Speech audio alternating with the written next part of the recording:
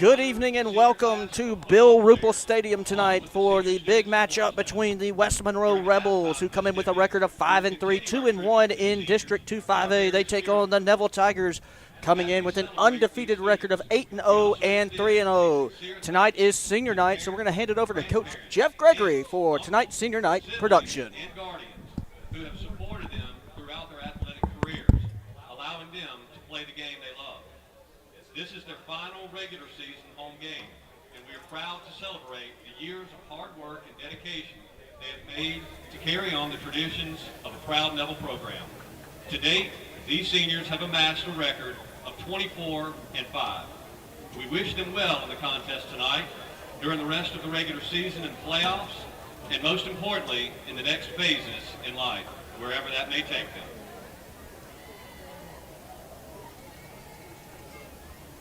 Our senior members of the student support staff: videographer Tyler Powell, student sports trainer Khalees Dangerfield. On the field with her tonight is Mikawana and Damian Sullis.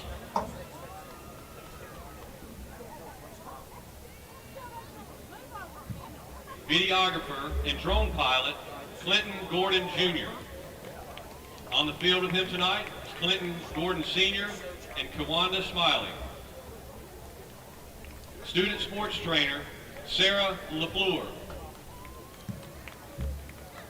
On the field with her tonight is her mother, Christine Hicks.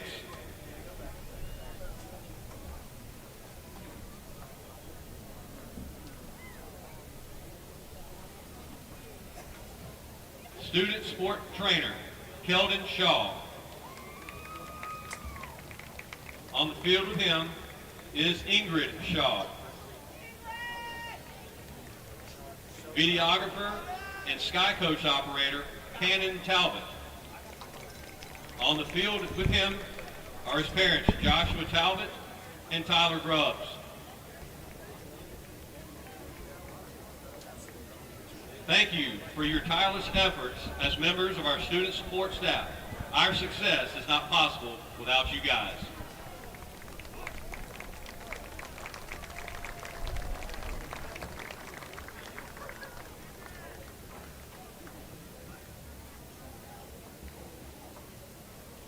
Our senior members of the varsity football team. Running back, number 0, TJ Lemons. On the field with him tonight are his parents, Christy and Kardashian Lemons.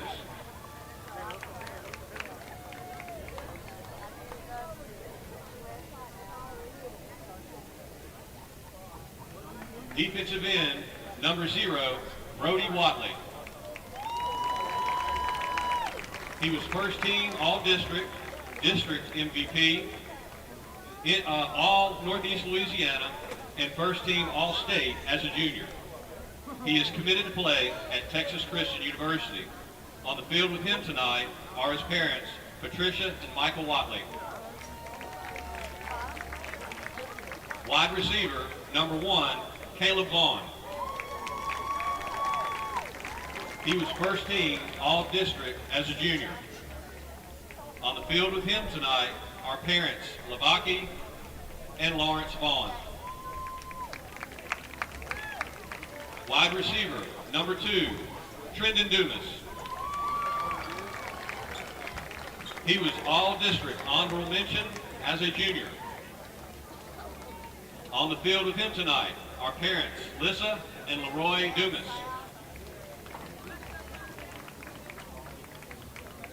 Strong safety, number 3, Robert Graves III. He was first team All-District as a junior. On the field with him tonight are parents, Robert Graves II, Shia Frazier, and brother Riley Graves.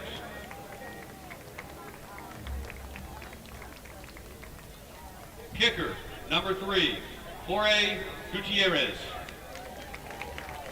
Jorge is an exchange student from Madrid, Spain. On the field with him tonight is his host father, Stewart Mondry. Cornerback, number 5, Cam Riley. He was first team All-District as a junior. He is committed to play at the University of Louisiana Lafayette. On the field with him tonight are parents Leon and Katrina Riley and brother Brandon Riley. Cornerback, number 6, Richard White. On the field with him tonight is mother Monica Ross and father Richard White. Safety, number 8, Bryson Robinson. On the field with him tonight is his mother, Jeree Robinson. Running back, number 9, Jalen Nichols. He was second team All-District as a sophomore and first team All-District as a junior. On the field with him tonight is mother, April Nichols, grandparents Angela and Elton Wright, and brother Jacoby. Quarterback, number 10, Brock Jordan. On the field with him tonight are parents Tiffany and Brandon Jordan. Wide receiver, number 11, Jacob McCarty. On the field with him tonight are his parents, Tony and Mickey McCarty. Wide receiver, number 12, Javari Lockhart. On the field with him tonight are his mother, LaShannon Lockhart, Martha Smith, and Shamika Carter. Safety, number 17, Alan Parker. On the field with him tonight are his parents, Missy and Randy Parker.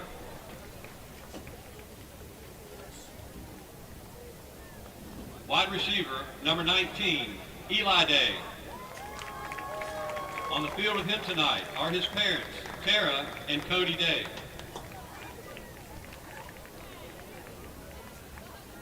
Safety, number 22, Marshall Burkett. On the field with him tonight is his mother, Ashley Burkett.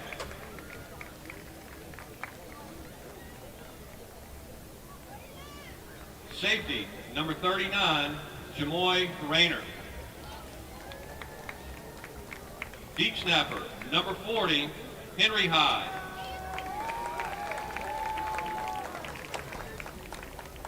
On the field with him tonight are his parents, Catherine and Brian High. Linebacker, number 42, Reese Reichart. On the field with him tonight are his parents, Holly and Michael Reichart.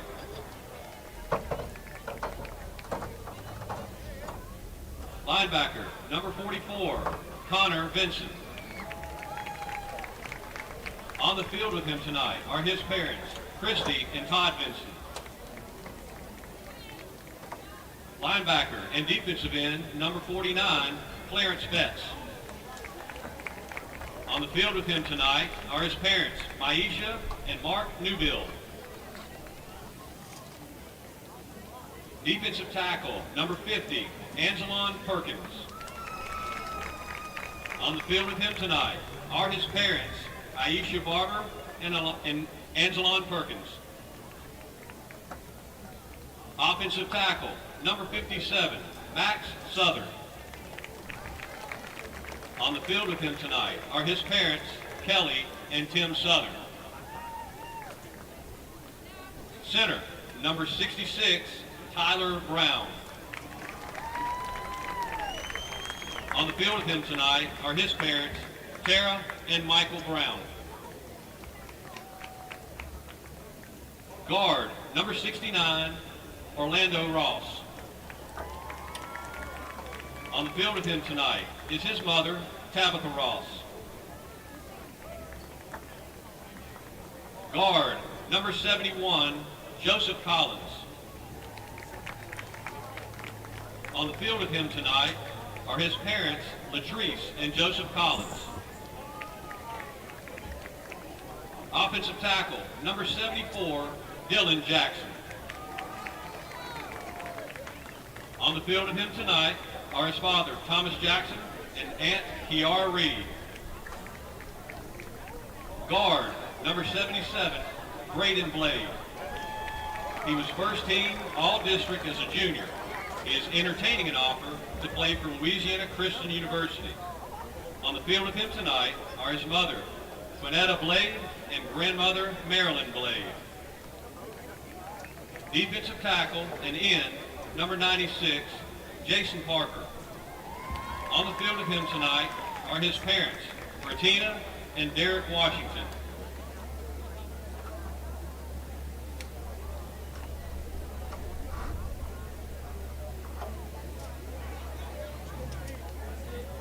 To mention again, number 39, Jamoy Rayner.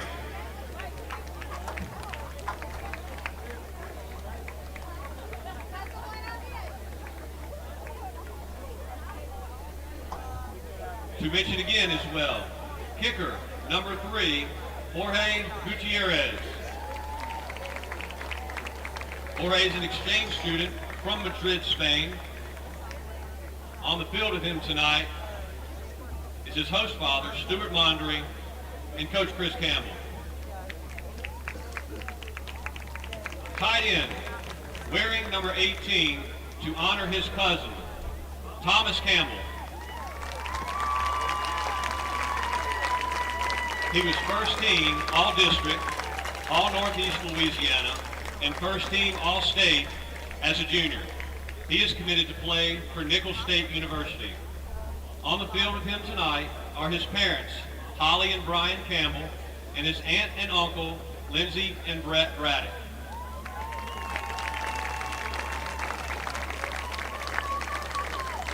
And finally, at safety, forever wearing number 18, Tarver Braddock. His spirit continues to inspire this team to be the best version of itself each and every day. On the field for Tarver tonight are his parents, Lindsay and Brett Braddock, along with all 30 of his football brothers.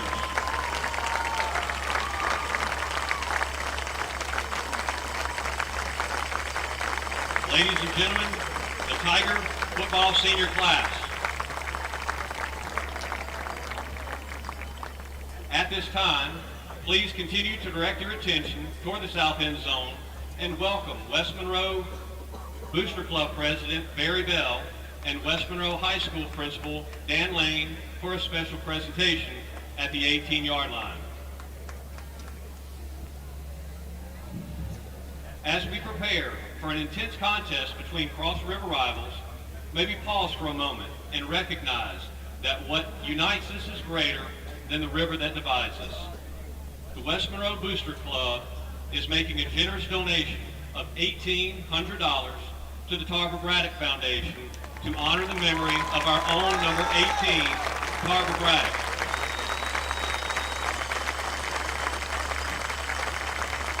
The foundation seeks to lighten the world through random acts of kindness as a way of keeping Tarver's ever-present smile and positive attitude alive. In addition, the Rebel football players are wearing the same TB18 stickers on their helmets that the Tigers have been wearing all season to honor a fellow football player who made a positive impact on both communities. On behalf of Tarver's family, friends, and teammates, we appreciate your show of support during this year of challenge, change, and new beginnings. Your contribution is a prime example of what the Braddock Foundation seeks to accomplish, and it bears witness to the fact that our great Ouachita Parish community will always shed its colors and stand together when we need each other the most. We extend a sincere thank you to our friends from West Monroe.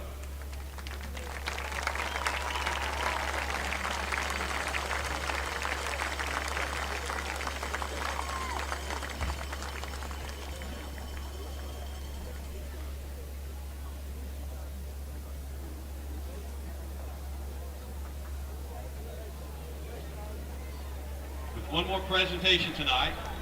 2 football players will be presented with the Jamie Moorhead Memorial Scholarship. These two players exemplify leadership, hard work, and selflessness, which is exactly what Jamie Moorhead was. Presenting these scholarships tonight is Jamie's son, Thatcher Moorhead, and a few of his Kappa Sigma fraternity brothers. These two players receiving the scholarships tonight are Chances Stewart of West Monroe and Javari Lockhart of Neville.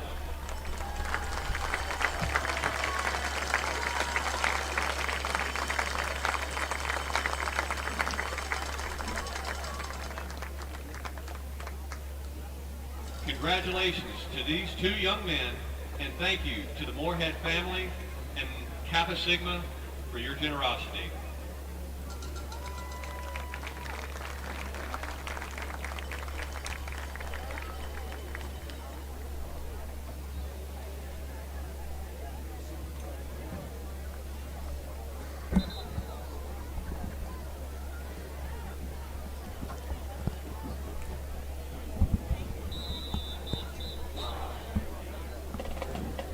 And that concludes senior night here at Bill Ruple Stadium. We're going to take a quick break. When we come back, we will take you to kickoff here at Bill Ruple as the Tigers are set to tangle with the Rebels. We'll be back in 2 minutes.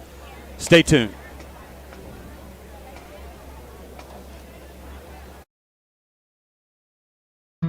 You were an entrepreneur before you knew what an entrepreneur was.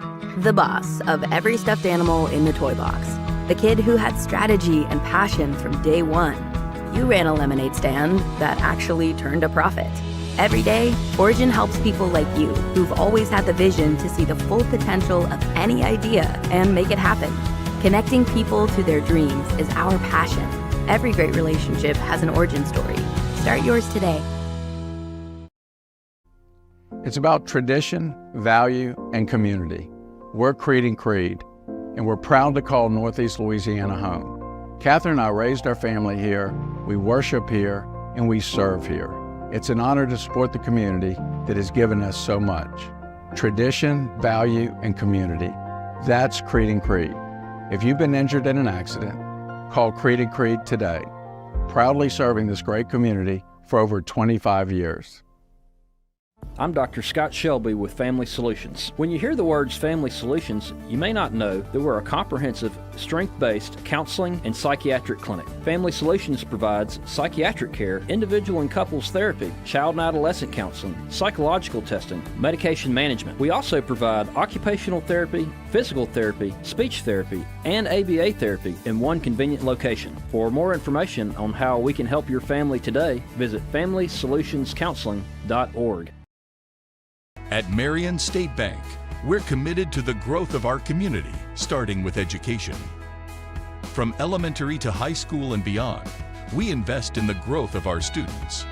Because strong roots begin with empowered minds, from local classrooms to high school athletics, and supporting college dreams. Marion State Bank, rooted in education and local athletics. Member FDIC and equal housing lender.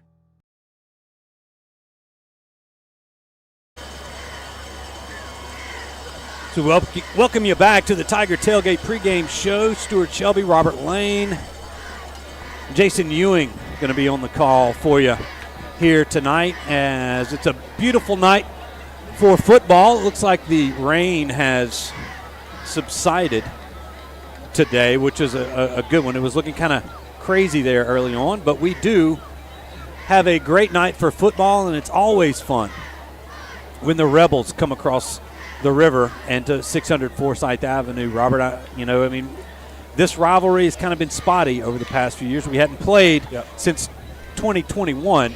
The last time we played in 2020, 2021, we got the best of the Rebels. I believe it was 28-7 right here at Bill Ruple Stadium. And now back in District 2-5A. This is going to be an annual occurrence, which I know everybody, including you and I, look forward to every year. Yeah, no doubt about it. I mean, had great battles, in the 80s, 90s, even the early 2000s. I actually played against West Monroe in 1999 and 2000. That was the last time we played them. I think it went the last to maybe, time we were in 2-5A. Yeah, last time in 2-5A, and it went to maybe 2009. We had a 9-year stretch where we didn't play them, and then we've played them, like you said, sparingly throughout. Last time was in 2021, and like you said, Neville came out on top. So it's going to be a great atmosphere tonight. You got great weather. West Monroe looks like they brought a good crowd, so going to be a fun one tonight. It's definitely going to be a fun one as we await the Tigers to take the field. It's going to be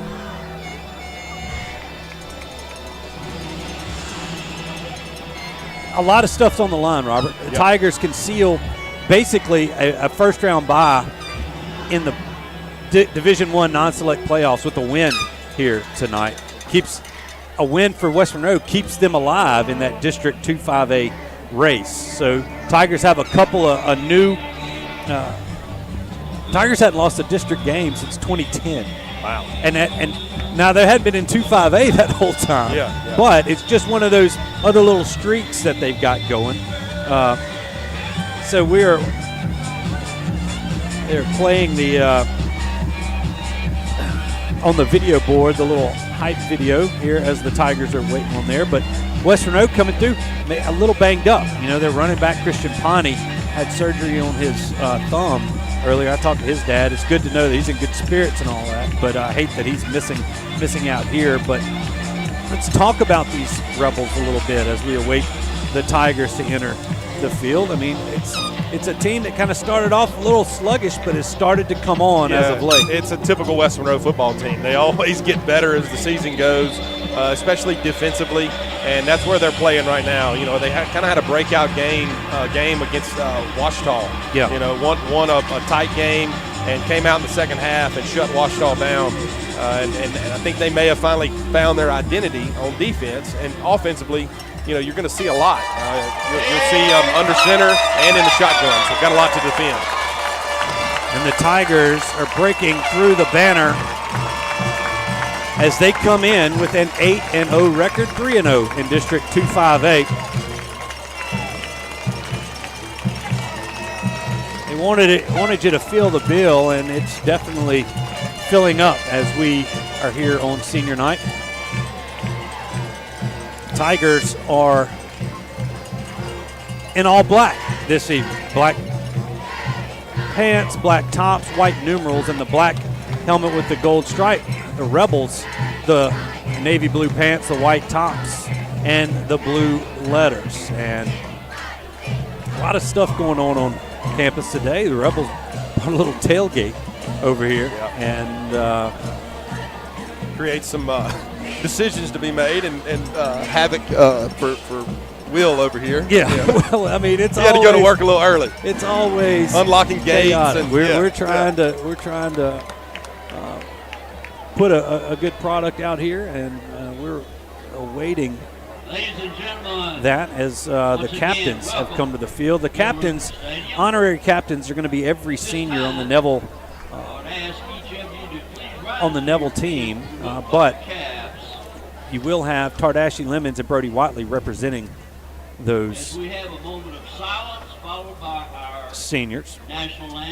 As we pause momentarily for a moment of silence, followed by the national anthem. Please bow the head for a moment.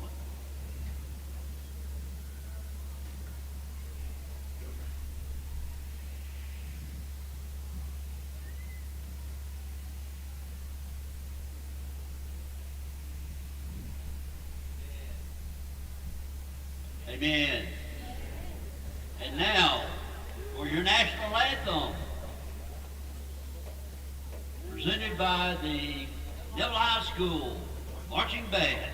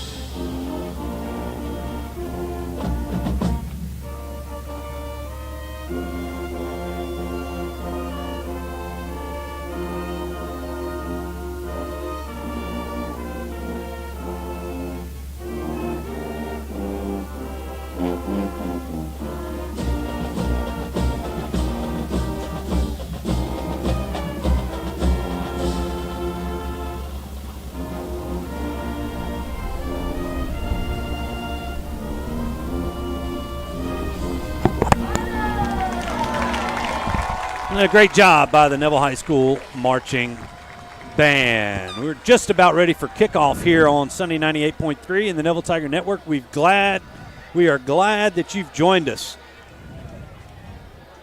for this 2-5A battle.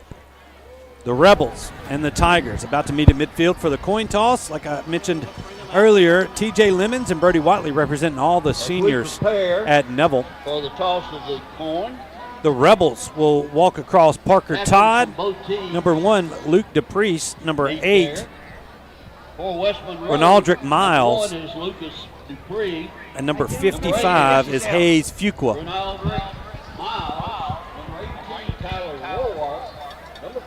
Hey guys, congratulations on being chosen captain to represent your schools and your communities. I have a coin. I got a heads and I got a tails. I've got a heads and I got a tails. West Monroe, you're visiting tonight. What do you want? Tails. He called tails. We're going to let it hit the turf. And it is tails. No, it's heads. Hey, we want the ball. It's heads. Oh. You want the defer? All right. You want the ball? You want to kick from that way? Turn your backs there.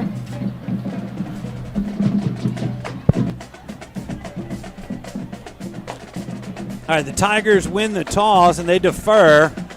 They're going to be kicking away from Forsyth Avenue. The Rebels will get the ball first as we're just about to get underway here at Bill Ruple Stadium. Anytime these two teams get together, it's going to be an exciting contest. And tonight shouldn't be no different. Yeah, it's going to be a hard-fought contest, that's for sure. Yeah. Like I said earlier, I watched this West Monroe defense, and you've seen them kind of evolve. And their come-out game was against Ouachita, Yeah. And got to expect them to play hard tonight. And offensively, like you said, they've got a couple of injuries. The tight end, also number 87, Sam Turner, I believe, hurt his leg this week in practice, and he's out. I saw him in a boot.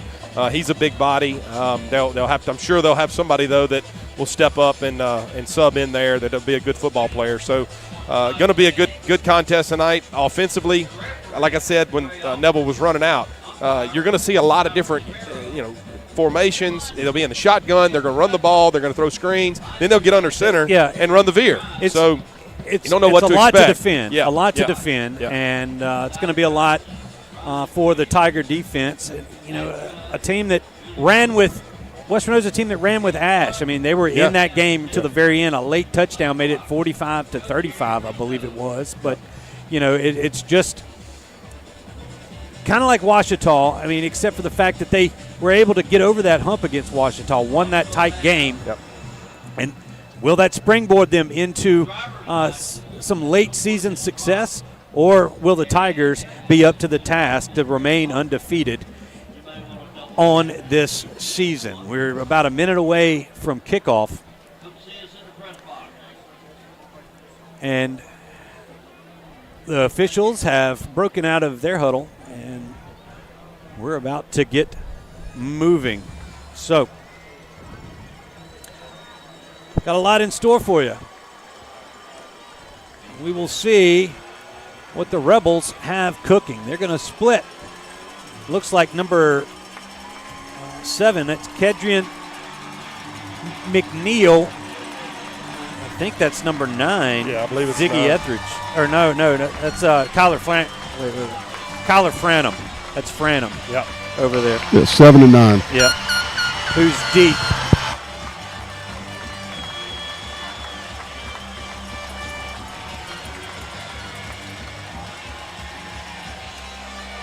Brooks Yerger has it teed up at the 40. They got to reset the clock. And they have, and we are ready for some football.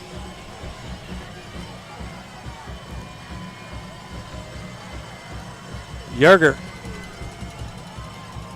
It's going to be taken at the 5 by 7, and he's immediately hit and dropped. Malik Grayson, one of our Origin Bank Players of the Week, makes that on special teams, and the Rebels will take over 1st and 10 from the 20-yard line. Yeah, good job right there by the kickoff coverage team. Starting them, this Rebel drive on the 20-yard line with a good tackle right there. See what this defense can do. Looks like West Monroe's coming out. They're going to be in the shotgun. One back. Running back. I believe that's first play is a handoff. It's going to be a short gain of just a couple. That's number 8 on the carry, Renaldrick Miles. Yeah, it looked like they just tried to run the inside zone right there. Got about 3 yards there on first down. Ryder Dejan is the quarterback for the Rebels. The junior. Dejan looking to throw. He's got a man, but it's incomplete as the Tigers were in there decent with some coverage. Lucas DePriest can't come up with it. It's going to be 3rd down and 7 for the Rebels. Tigers switching out bodies. And this is what you want. 3rd and long right here. Force them to throw the football. Dejan once again looking to throw the quick throw, and it is caught. Almost broken up, but they're going to say he's out of bounds as the receiver, I think that was DePriest, is about 2 yards shy of the first down. The Rebel offense stays on the field, and he stepped out of bounds, and they're going to swap out jerseys, and it looks like they're going to punt the football away. Yeah, and they just threw the out route right there. Didn't get to the sticks. The punt is a high one, and it's going to bounce at around the Neville 44 and bounce sideways and actually gain some yards. The Tigers are going to take it at their own 49-yard line. A nice punt there. But a bad bounce. Yeah. Good field position for this Tiger offense. Great job by the defense right there, stopping them on first down and had the drop pass on second down for West Monroe, and then stopped them short of the sticks there on 3rd down with the out route. So great job getting off the field, and let's get this offense going, get in rhythm. Let's run the football. That's what our offense is built off of. That opens up the passing game. Parker was 27-28 for 31, something like that. Had a record game. Throwing the football, but it's opened up because we can run the football. Robinson looks to the sideline. He's got Nichols to his left. Bunch receivers to the far side. They're going to hand this to Nichols. Takes a stutter step at the 50, and he's going to be across the 50 to the 47-yard line. Gain of 4 on first down. It's going to be 2nd down and 6 now for the Tigers. Yeah, and they're playing 2 deep safeties right there. You got to be able to run the football against that, and we'll take 4 yards on first down all day long. We'll see what they do in the Rebel secondary here on 2nd and 6. Yeah. Turn again. They hand it to Nichols. He's got it up to the 45 before he's tackled by a host of Rebels. Gain of a couple. It's going to be 3rd down and 4 coming up for Neville.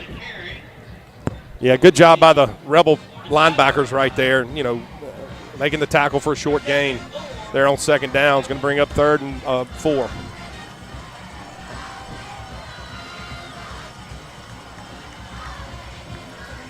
right, 3rd down and 4. Play clock. It's all right, it's at 10 seconds. Robinson has Nichols to his right. He's going to rotate him out of the formation. Campbell has it at the 27. He's running up the sideline. He's got a block, and he's going to be in for the score. Touchdown, Tigers. A 3rd and 4 from the 45, and they hit Campbell in the seam, and the Tigers have struck first here tonight. Great job. Rebels sold out. They played man coverage right here and brought the blitz, and Parker did a great job of buying himself some time and hitting the seam route. They just lost Thomas. I don't know who was. Great blocking there by Vaughn at the end. Great block by Vaughn. So heck of a play there on 3rd down. All right. We await the extra point from Yerger. That touchdown coming with 9:51 to go here in the first. The snap by his back. The hold by Jordan is good, and the kick is good as well. 9:51 remaining in the first. Neville 7, West Monroe nothing. We'll be back in 30 seconds with more Neville Tiger football. Whether you're dining in or grabbing to go, at Nukes, we love to share great food, to delight with new flavors, to celebrate every bite. Join us at Nukes Eatery.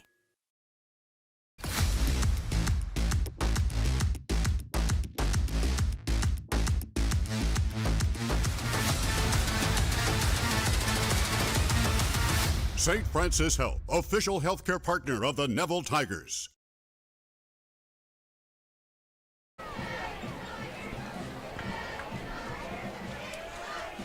The student section doesn't look as fired up as they should be for that touchdown, but the 45-yard touchdown strike on senior night to Thomas Campbell, little brother of Will Campbell, who just dang near knocked me down walking through the press box over here as Will came in. But good to see him. The Tigers on the of LSU on a bye week. And anyway, we're here in the Family Solutions broadcast booth. Yerger has it teed up at the 40. Once again, it'll be Franham and Miles, or actually that's McNeil. This one's going to go to Franham. He fumbles it at the 6, and then he's knocked down again. Who is it? It's number 91, Robert. Yep. That's Malik Grayson, becoming a special teams menace. Yeah, and that's such a huge, addition right there. When you can make a tackle like that on special teams, of course he drops the ball, but we stop him here, on what, about the 14-yard line? Yeah, that's a heck of a field position to 13, start this, or 13-yard line. Yeah, so great job on. I believe he made the tackle on the first kickoff as well. So great job. He sprints down there. He plays the coverage team like you're supposed to. Dejan splits 3 wide. Going to turn. No, he's going to throw it. And that ball is going to be picked off. That's Max Carter. He's going to be down to the goal line, and that's going to be it at the 1. Max Carter stepped in front of the throw, and the Tigers are rolling here early on Forsyth Avenue. Yeah, I mean, great job. He just stepped in front of the throw. I was watching the secondary and actually thought he handed it off. Yeah. And he came up. You can see it here on the replay. And, he slipped in from the safety position. They never saw him. Great instincts by Carter right there, just reading the quarterback's eyes and going to getting the ball right there. Got to score that, though. I mean, You got a chance for a defensive touchdown. Well, he's got one already. He wanted to give it to somebody else. That's I think right. He was feeling sorry for Nichols. He didn't get to score enough. Yeah, we got to punch this one in. Now you give it to Nichols, and he's going to be in for the score. A 1-yard touchdown plunge, and the Tigers are up 2 scores. Yep. Great job, playing as a unit. We've done that all year. Good job putting another score on the board. Touchdown brought to you by our good friend Randall Garvin and Randall's Captain Avery Seafood and Specialty Meats. Get your Christmas and Thanksgiving turkey orders in right now. He's taking them. A fried turkey from Randall's is hard to beat. They break out of the swinging gate. Brock Jordan to hold. Brooks Yerger for the extra point. Snaps back. The kick is up, and the kick is no good. All right, 9:35 to go. Neville 13, West Monroe nothing. We'll be back in 30 seconds with more Neville Tiger football. Lily Joyce, Neville class of 2024. I drive a Nissan Rogue from Sparks. Go Tigers. Vincent Ware, class of 2000. Sparks Nissan and Kia sales. Maxima driver. Go Tigers. Kenya Dawson Bennett, Neville High School, class of 1993. I'm a proud Nissan Murano owner from Sparks Nissan. Go Tigers! Our team knows the winning combination is always Neville Nation and Sparks Nissan Kia. Join the team today. Remember, hot deals start with Sparks. What a start for the Tigers. Let's check in with our Marion State Bank sideline reporter, Jason Ewing. And Jason, man. Well, the seats aren't even warm yet, and it's 13-0. The Tigers, when they came out the tunnel, they had a little aggressive look to their faces, and I think they mean business tonight. It's going to be interesting to see how the game follows, but so far so good. A focused effort. You can see the focus on their faces all week, Robert. I mean, not only from the coaching staff, You've got a couple of guys, some former Rebels on this coaching staff. Yep. And Coach Hunt, Steven Ensminger. It's going to be an interesting night. All right, there's Yerger's kick. This time it will be taken at about the 12-yard line. That's going to be number 7 who has it, and he's hit hard at about the 27-yard line. So Kedrian McNeil on the return. The Rebels have run basically 4 offensive plays because they did have the punt. I'll call that an offensive. Counting that one, it's a five plays, and they're down 13-0. Yeah. Turnover bug is something. I watched the Rick Guillo and do the coaches show for the Rebels this week. That's one of the things that Coach Davis was talking about. He said, look, against this team, we can't turn the football over. They've already got one. Now, Dejon under center. They're going to go to the eye, and they hand it to number 8.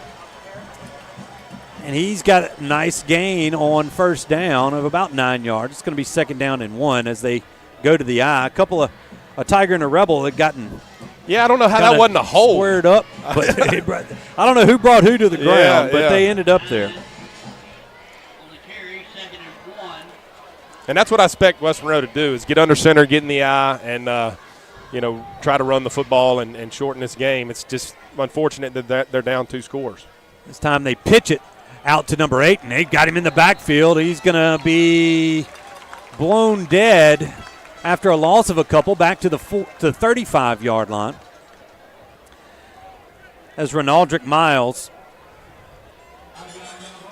didn't have anywhere to go. That left side of that Tiger defense.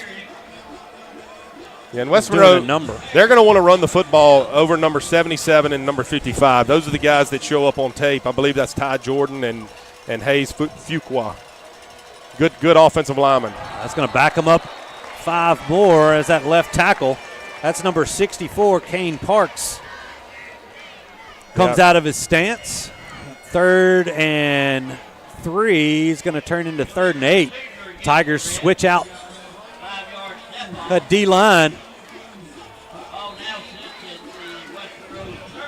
Yeah, and that's an unfortunate penalty right there. You're 3rd and short, backs you up to 3rd and long. See what they've got going on here. 3rd and 8. They're back in the shotgun. Probably going to throw the football here. A little bump, no call. Dejon looking across the middle. He's got his tight end. Nice throw and catch right there. Is number 88, Baylor Welch, hauls it in. That should move the chains for the Rebels, and it does. Yeah, and we brought pressure. We brought the Mike and the 2 inside backers, and the tight end just replaced them right there at the sticks, and he was able to get the ball out, deliver a good football to catch. So way to move the chains there for the Rebels. First down for the Rebels. They have it at their own 38-yard line. They're going to turn once again, and they hand it to Miles. He's got a short gain of a couple. Call it 3. 2nd down and 3. Or 2nd down and 7, rather, coming up for the Rebels. 2nd down. Yeah, West Monroe started this game out in the shotgun, and 3 and out, an interception. They're going back to their old school bread and butter, which is under center, in the eye with a tight end and a fullback.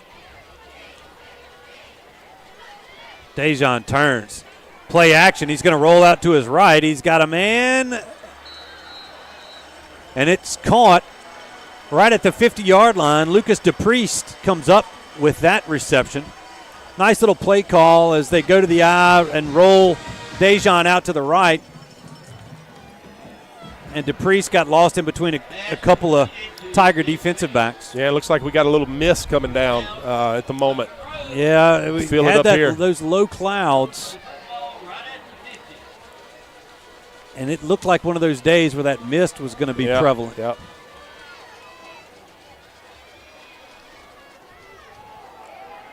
Another handoff. That's Miles. Gain of 2 there on first down. That's going to get it to the Neville side of the football field. The Neville 48. 6:11 remaining here in the first quarter. Neville leading this one 13-0.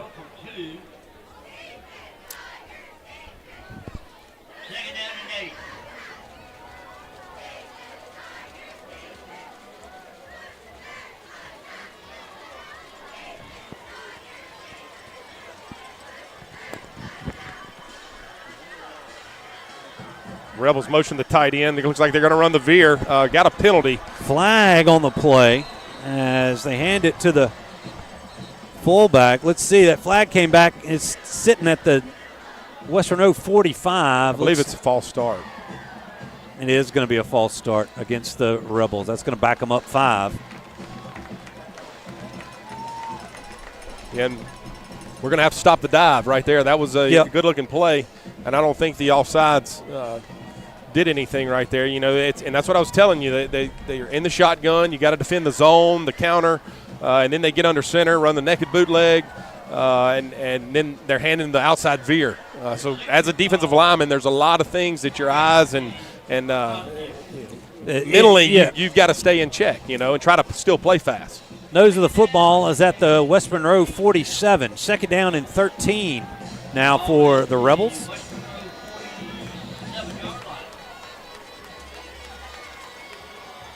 Dejan looking to throw. Looking for the deep ball. That's going to be overthrown. Yep. Brought him out of bounds. He was looking for Trez Davis, who's made some big plays for the Rebels over the past few weeks. And 3rd and long, the Tigers switch out personnel as well. But this was very close to being a catch as Davis, as we slow it down here. I believe his foot was just on the line. Right on the line. That right foot was on the sideline. Nice job by our replay team. And again, they went play action right there on 2nd down. Yeah, so you're thinking maybe they're going to run the football. They go play action and they run the corner out and they get wide open. Fortunately, the ball was just a little overthrown, ran him out of the sideline. Another timeout, I believe, is going to be called by the Rebels, and it is. Timeout on the field. We'll take one, too. 5:06 remaining in the first. Neville 13, West Monroe nothing. We'll be back in 1 minute. Stay tuned.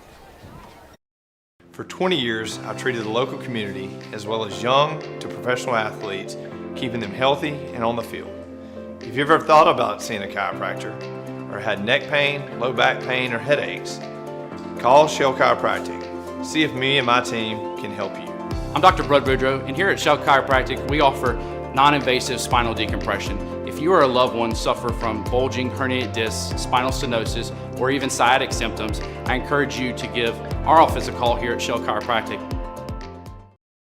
For over 140 years, football has been America's favorite pastime. Jim Taylor Buick GMC understands the importance of keeping traditions alive. Cheers may change, mascots may change, rivalries may change, but one thing remains the same. The best seat at the game will always be the tailgate of a vehicle from Jim Taylor. Come experience what we're all about at Jim Taylor Buick GMC in Monroe.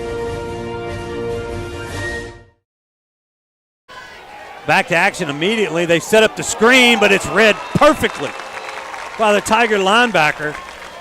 Jacoby Collins sniffed that one out. It's going to be a loss of 2.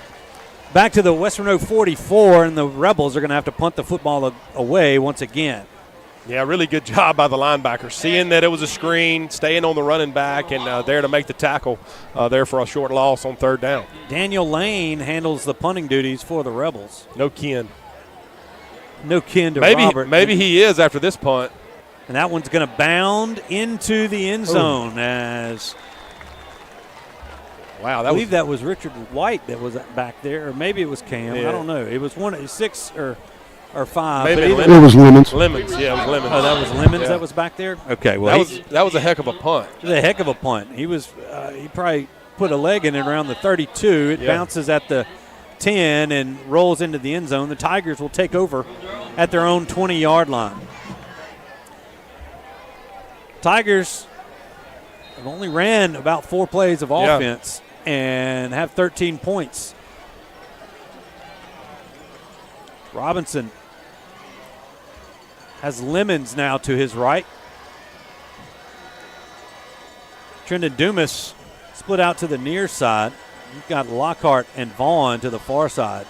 Robinson's looking to throw. He's got it complete to Caleb Vaughn. He's out to about the 20, they're going to say the 27-yard line. That's going to be a gain of 7. Second down and 3 now for the Tigers. Great pitch and catch. You got one-on-one coverage right there on the inside. It's soft. You just run the slant, and Parker did a good job delivering the football. They turn. They hand this to Lemons, and he turns upfield. A flag comes in late.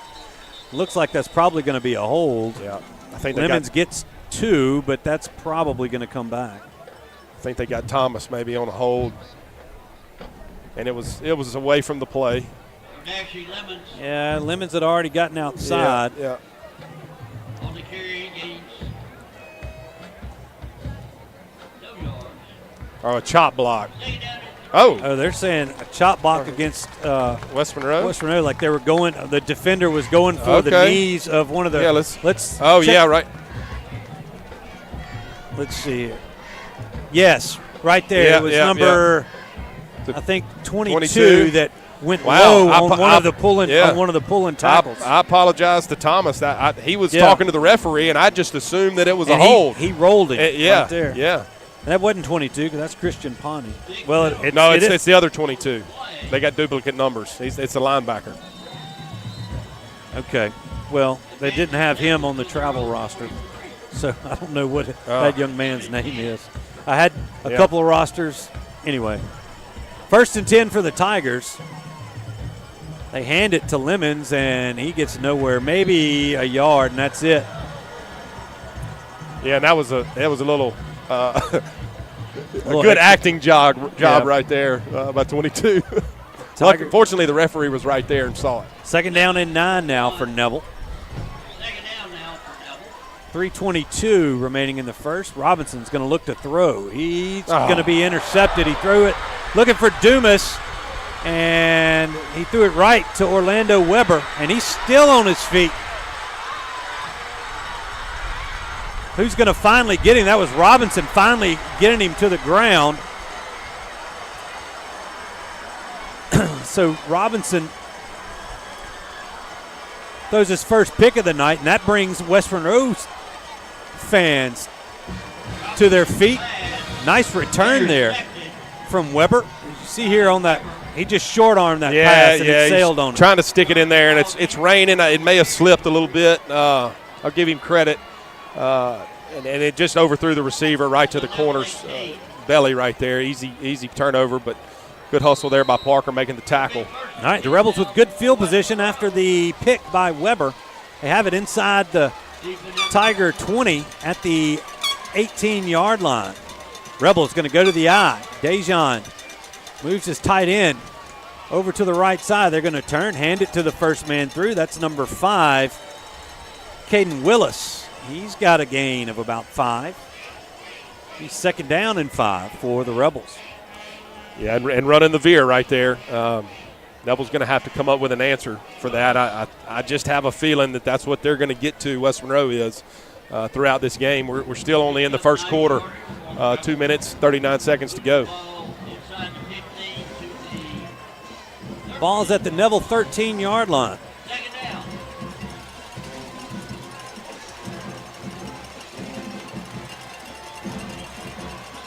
Like Willis mentioned something to Dejan. They're going to turn. This time they hand it to the second man. That's number 8, Ronaldrick Miles. He's got a couple. It's going to set up 3rd down and 3 for the Rebels. The ball is at the 11-yard line.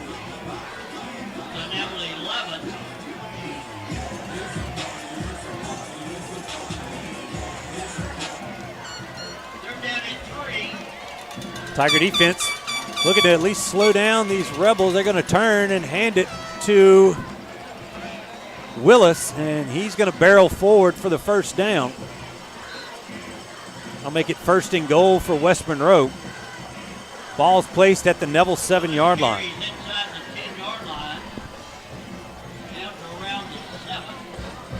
Yeah, be nice to hold them right here, to keep them out of the end zone. Yeah, keep them out of the end zone. But a nice return there by Weber, set him up with great field position. Rebels remain in that eye. This time they hand it to Willis, and he might have fallen forward for a yard. And they're going to say they're going to give him the 5, or to the 5. He almost fumbled that snap. The handoff, when he stuck it into Willis's belly, Willis didn't have it. It was close. Yeah. Second and goal from the 5.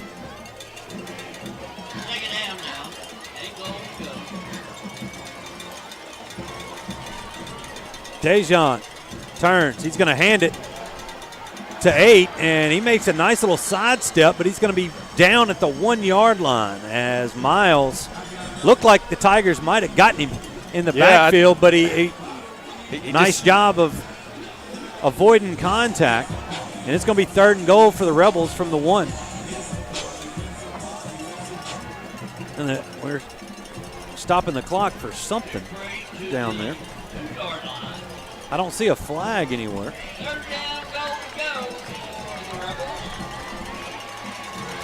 The head referee, Trey Albritton, is going to come over and talk to Coach Collins.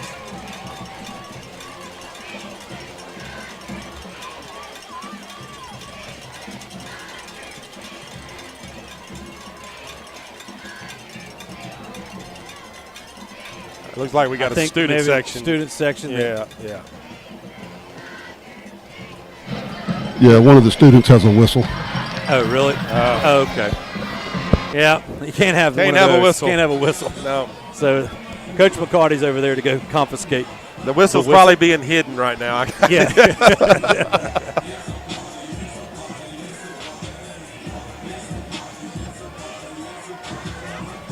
They go over and tell Coach Davis what's going on.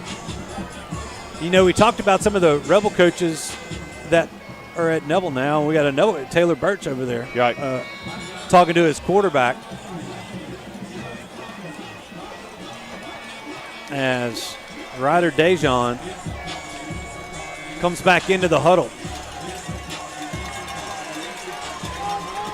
And the Tiger defense make a stand here. Might be the final play of the first quarter, and they're going to do a push. And Dejon is going to be in for the score, and the Rebels are on the board. That is the last play of the first quarter, but we're going to stick around for the extra point before we take our break. So a short field after the turnover gives the Rebels a chance to punch it in, and they do. Hunter Fox set to kick the point after. He's got it up, and it's good. Into the first. Neville 13, West Monroe 7. We'll be back in 1 minute with more Neville Tiger football. Mama DeLuca's pizzas are custom made, fresh to order right in front of you. We offer 3 different sizes of pizzas, 9, 12, or 14. Mama DeLuca's pizza is prepared to your order. The pizza cooks in less than 3 minutes. We have 16 different toppings to choose from, 8 unique sauces to complete your pizza. In addition to pizzas, we offer to our customers boneless wings with your choice of a dipping sauce. Mama DeLuca's Pizza offers delicious garlic Parmesan breadstick, freshly made to order pasta bowls. We're Mama DeLuca's Pizza in the subway on Lammy Lane, and we hope to see you soon. Do you suffer from frequent back or neck pain? Were you in an accident and can't get rid of those constant aches? Maybe you're someone who deals with chronic migraines and tension headaches. It might be time to see how Martinez Chiropractic can help you. The goal of Martinez Chiropractic is to reduce or eliminate pain in just a few sessions using the latest in chiropractic technology. Don't suffer in pain another day. Call Martinez Chiropractic today at 318-654-4310 or see him in person, 1828 Tower Drive in Monroe. Do you suffer from frequent back?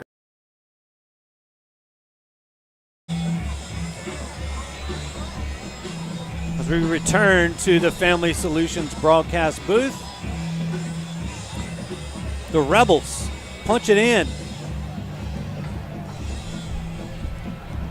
After the turnover, make it 13-7. That was the final play of the first quarter, and that leads us into the Bayou Overhead Door second quarter. Thanks to our good friends over there at Bayou Overhead Door. Here's Fox with a pop-up. That one's going to get out of bounds as they tried to Little hustle play by number 34. Who's that? That's Jaden Neck.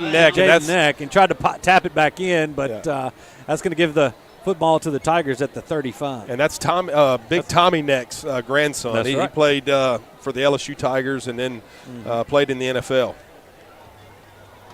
I believe Jaden's a junior. He is. And there was a flag on the play. Well, that was a flag from going out of bounds. Going out of bounds, yeah. That's right, yeah. 35 is where the Tigers will take over. It's like Zealand Young is going to be the near side receiver along with Vaughn. Trina Dumas on the far side. Rebels playing up, little press coverage as Parker barks some signals. Nichols back in the backfield. They're going to turn, they're going to hand it to Jalen. He sidesteps a man at the line of scrimmage, and he's still fighting for yardage, but they're going to blow it dead. They're going to give him the 39-yard line. So a gain of 4 on first down. First man there was Tyler Roark. Second down, Neville. And Tyler has made a name for himself on the baseball field, but has come on as a talented defensive lineman for the Rebels. He had an accident a couple of weeks ago. He's got 18 stitches in the top of his head. A tough young man. Robinson, play action, looking to throw, and he was looking for Zealand Young, and that one almost was picked off. Linebacker Elijah Thomason, or one of the DBs rather, couldn't come up with it. I don't think he saw him sneaking underneath him as he was looking for Zealand coming across the middle. Yeah, it was trying to throw the over route right there, and that's the guy to your blind side, and almost threw it right to him. Third down is a handoff to Nichols. He's going to cross the 40 to the 46, and that's going to be it. The Tigers might be forced to punt here. They are. They're going to switch out some jerseys. Robert, you were talking about it on the quarter break there about that momentum. You know, that turnover bug bit Western O. It gave Neville all the momentum early, and then they turned the tables and get one of their own, and now the Neville offense is struggling a little bit. There's a snap. Back to Connor Vincent, and that punt is going to be downed at about the 36-yard line of West Monroe. Yeah, and this is the drive right here where the defense has got to step up. Yeah, we can't let them back in this football game, and tie it up or go ahead. We missed the extra point on our last touchdown, so it's 13-7. Defense has got to step up right here, get a turnover, get a stop, get the ball back in our offense's hands. They're going to move it to the 47. 37, not the 47, excuse me, the 37. That's where we are. 1st and 10 now for the Rebels. Let's see if they stay in that that power I. It looks like they are. It's been their most effective formation to this point. 10:29 to go in the first half. Dejon turns, hands it to number 8, and Ronaldrick Miles is met at the line of scrimmage. He might have lost a yard. They're going to say no gain on the play. 2nd down and 10 now for West Monroe. Yeah, it looked like our backer got free right there and made a good tackle there at the line of scrimmage. That was, I believe it was Dante Matthews, number 43. Yep. Good play there by our backer.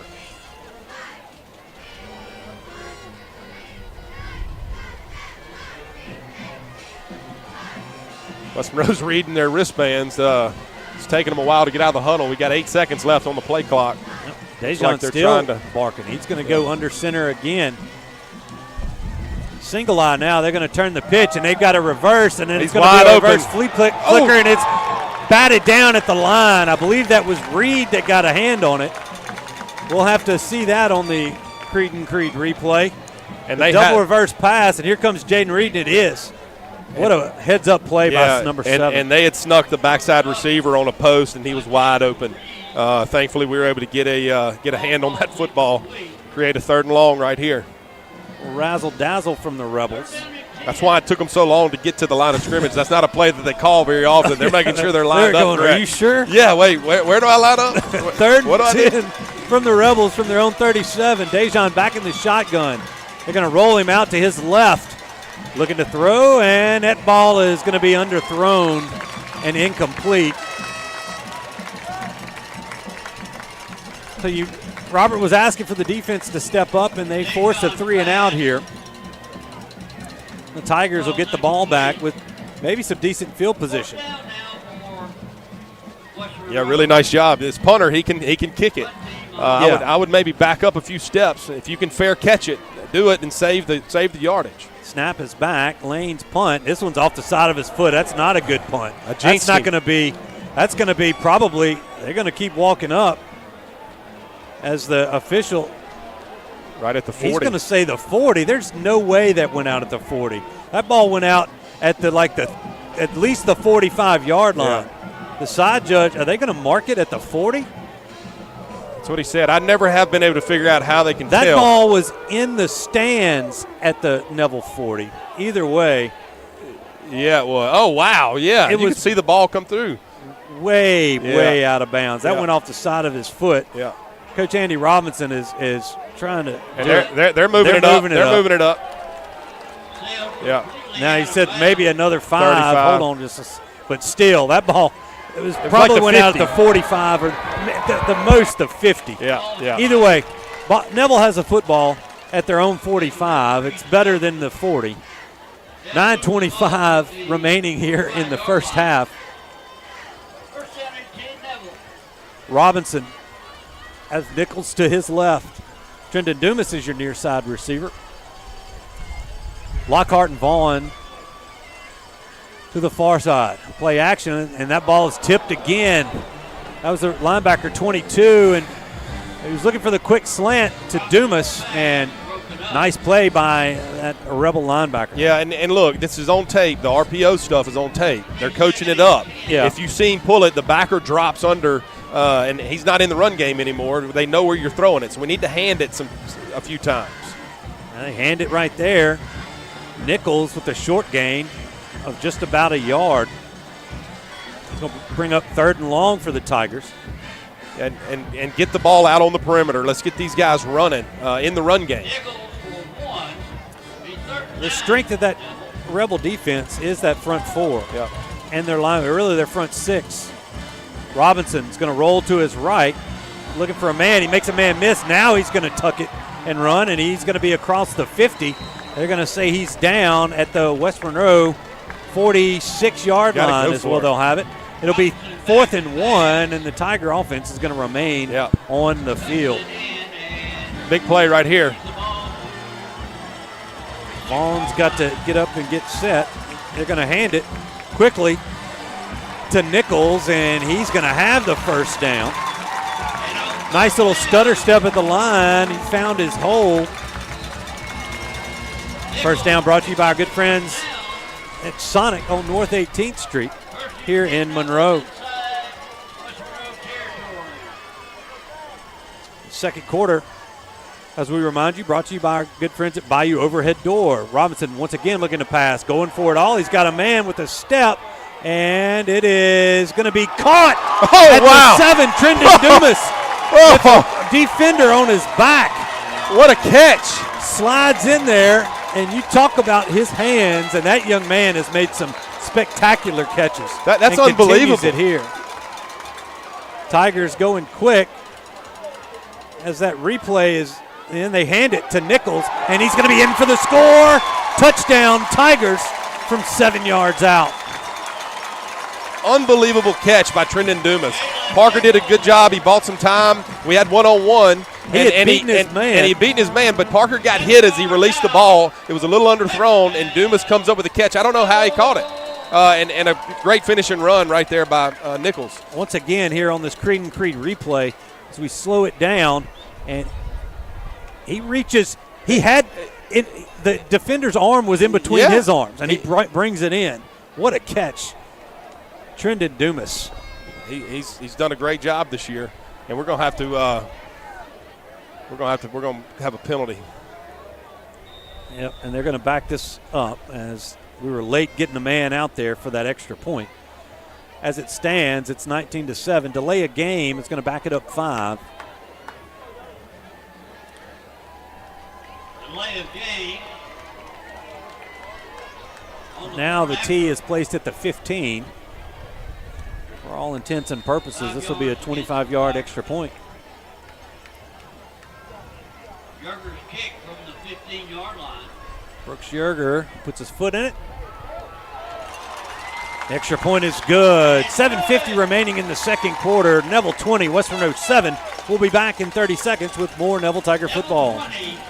Call David's Mobile Detail and Power Wash for all your detailing and power washing needs and soft washing capabilities too. They detail cars, trucks, ATVs, UTVs, boats, and even planes. They offer commercial and residential hot water power washing on nearly all surfaces including concrete, wood, and stucco. Give them a call 547-3233 or visit them online at davidsmobiledetail.com or stop by 2501 Washington Street in Monroe. David's Mobile Detail and Wash, proud supporter of Neville Tiger football.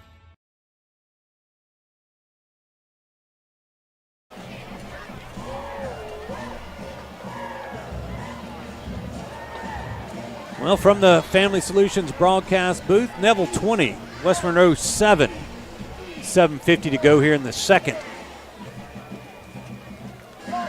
Tigers now moving south to north from Hilton Street to Forsyth, and that'll put Yerger's kick into the wind here.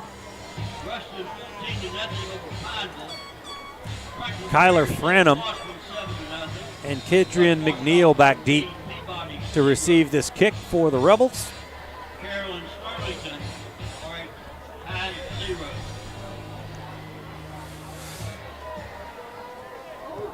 Yerger puts a leg into this one, and this one might get out of bounds, and it will. Hey.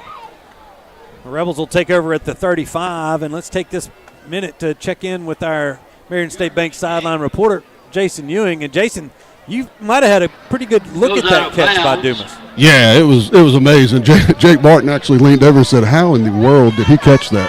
It looked like the defender had an arm wrapped around him and between his arms, and he still came down with it.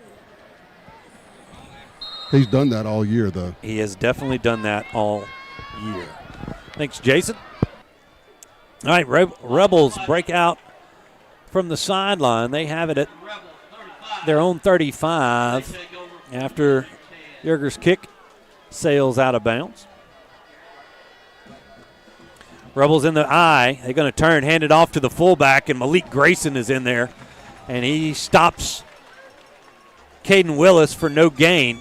It'll be second down and 10 for West Monroe. Yeah, good sound defense right there. Defensive end has the dive right there. He's got the fullback, and you can see him on the replay. He had the fullback. He definitely had him. Yeah, so they're running the veer right there. The defensive end's got the dive. The backer's going to have the quarterback, and then you got to have the strong safety come up and cover the pitch man. Grayson and Watley swap sides here. Going to hand the football off, and the tailback's going to have the first down. That's Ronaldrick Miles. He's got it out to the 47-yard line. That'll move the sticks for the Rebels. Yeah, they did a good job cutting Brody Watley right there. I believe that was the tight end, Jaden Neck. Looks like Neck's playing both ways. He's playing safety and tight end tonight. It might be Shepard Brown, actually. There's 234s. Okay. Oh, okay, yeah, 10th grade tight end.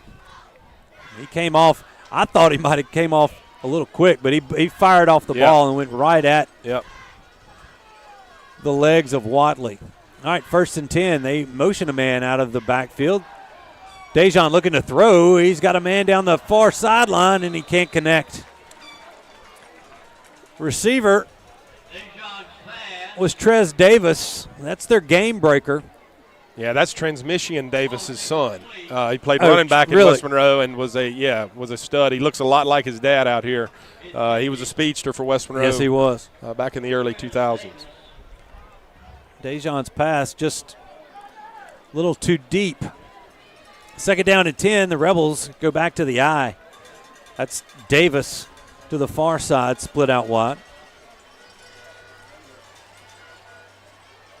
Going to hand it to the deep back. He's tackled after a gain of about 4. It's going to be 3rd down and 6 for the Rebels. Yeah, pretty big hit there on the inside, and then you had Juju coming from the safety spot, cleaning it up, bringing up 3rd and long right here.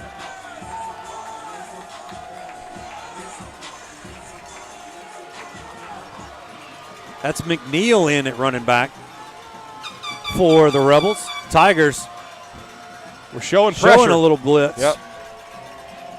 They move Watley to the right side. Dejon in the shotgun. Sprint out. The Tigers bring it all, and they're looking for Davis, and he's got it. He kind of threw it to a spot, and Trez Davis went and found it all the way down to the Neville 22-yard line. Yeah, I mean, I don't know what we bid on, but I mean, they're running he's pressing it deep right there. You got to just run with him.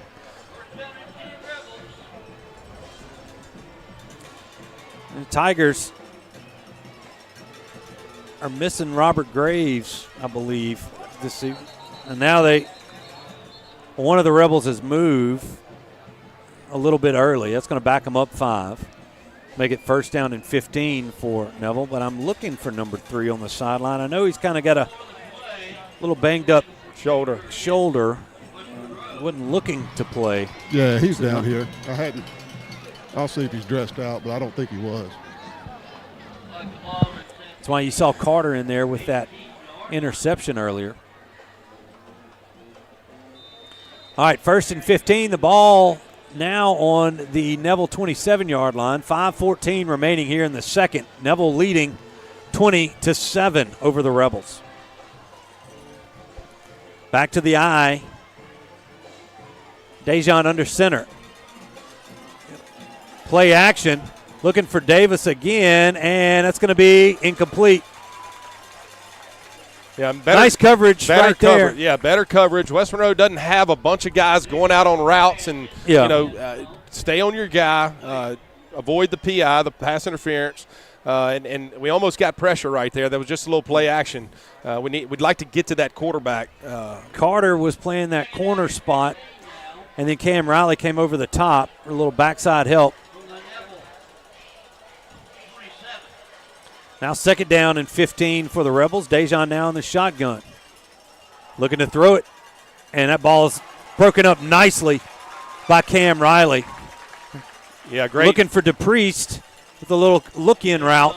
And Riley was right there to defend it. Yeah, great coverage right there by Riley. Breaking on the ball, not getting there too early, timing it up just right, and knocking the ball down.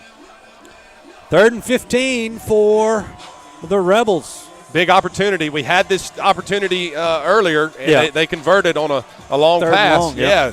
Defensive backs have got to be aware of the situation right here. It's 3rd and 15. Got to expect them to try to take a shot.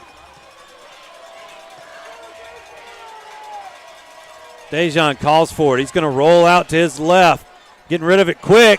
He sensed some pressure, and he was looking for his fullback, Caden Willis, and can't connect. It's 4th and 15 from the Neville 27, and I think they're going to send out the kicker. The kicker, Fox. Yeah, he's got a big leg. He's got a pretty good leg.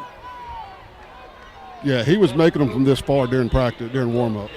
From the left hash, the tee is at the 34-yard line. This will be a 44-yard attempt from Hunter Fox. And now Coach Collins wants to take a timeout. I think we might have had too many men out there. Yeah, it looks like it. There's a bunch of guys, and we got 13. 13 to be exact. Yeah. Okay, so they're going to count some heads. I did talk to Dr. Sermon, and Graves is out. He will be back next week. Okay, good deal.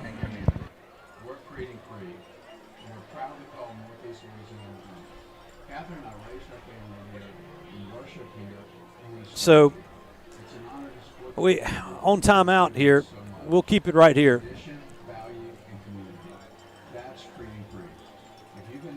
As we await this extra point. This field goal. Man, it kind of got me throwing up. Got kind of confused. Yeah. I don't know why. It's okay. What's going on? Well, they had 13 men on the field. They were did. confused It was also. a lot. There was a lot. I was like, we have a chance to block this Yeah. with 2 extra guys. Yeah. So we were just going to try to sneak that in. Yeah. Heads up. Call. We're still running somebody off. Yeah. All right. Hunter Fox. A 44-yard attempt from the left hash. The snap is up, and the kick is going to be wide left. No good. The Tiger defense with a stop. The Tiger offense will take over. 1st and 10. They place it at the 20. It's not where the original line of scrimmage was. It's like a touchback in high school. But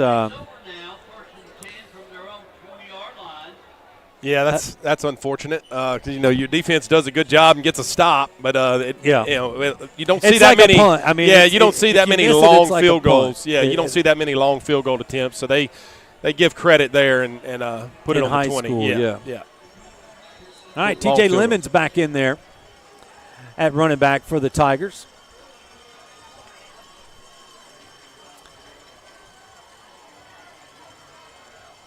Parker Robinson looking to the sidelines. Moves Lemons to his right. They're going to hand it to TJ. Not much room, and he's brought down by Parker Todd.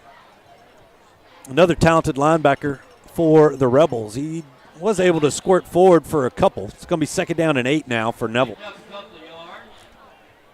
Yeah, and that play just didn't develop. Just the zone play. You got to hit it quick, but you got to be patient enough to let it develop, and it just never opened up for him. Robinson looking to throw. He rolls out to his right, and he throws that one at the feet of Trendon Dumas. He wasn't able to slide down and get that one. Yeah, and West 3rd and 8 upcoming. West Monroe did a good job of covering that right there. Yeah. We had a deep corner route and then an over route by Dumas, and they were right in their hip pocket. So not a bad throwaway there by Parker. Clock stop with 4:07 to go here in the second.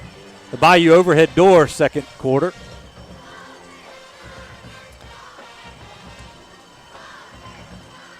Play clock under 10.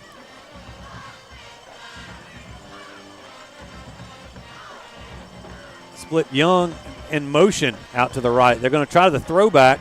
It's not there. Robinson scrambles, looking for a little bit of running room. Can he dump it? And he's going to take the sack. A flag comes in at around the 20, as it might be a hold, but that's one where if he sees it, he almost got to throw it away. Yeah, just throw it away. Let's punt and move on down the road. This play, they were looking. It's like Lemons. He were looking for the screen, and it was covered well by 22. Once again, I've got to maybe I can get Jason to see if you can't ask somebody what personal foul, crackback. A crackback against that's going to decline. Yeah. That play took so long. Something bad was. Well, it was a screen. We're trying to throw the screen. Trying to go to screen to Lemons, and it was covered by 22. Just throw it at his feet and let's move on. I don't know if I'll have to ask Jay Traylor. I need to know who the other 22 that's not named Pawnee is, what his name is. Harrison Kent? Okay.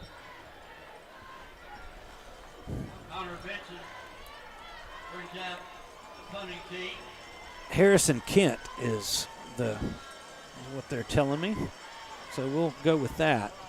The punt gets away. It's not a great punt, but it takes a great bounce as it's going to be downed at the Neville 48-yard line is what they're going to say. 3:36 remaining here in the first half. Yeah, an unfortunate opportunity right there. We didn't have success running the football on first down. Had to throw away there on second down after we sprinted out and then had the third down screen. So unfortunate 3 and out right there by the Neville offense. Punt it back to West Monroe with 3:36 left to go, up 20-7. About to go into halftime. Neville's defense has got to stand up right here and get another stop here before half. We've got a discussion on the field. The refs have blown a whistle. Looks like they've got it all worked out. Ryder Dejon in the shotgun. Brings a man in motion. They're going to go to that front pitch. That would be a pass play. They were trying to slip. I think that's Lytton Arledge, as it was snuffed out well. Was that Juju that came up? Yeah, it was Juju. And made that stop.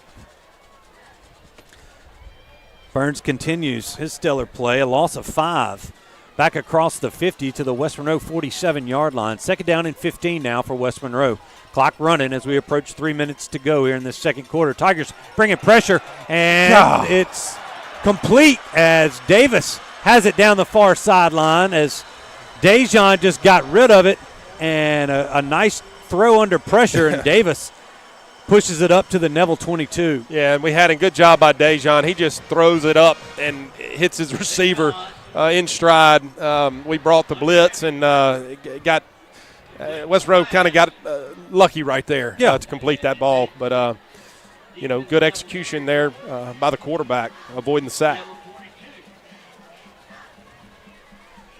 They hand this one off. Once again, that's Miles. He's got a yard, and that's about it. It's going to be second down and 9 for the Rebels. Clock running, 2:42 and counting. Yeah, and West Monroe, I believe they've got 2 timeouts, so they're going to be able to stop the clock.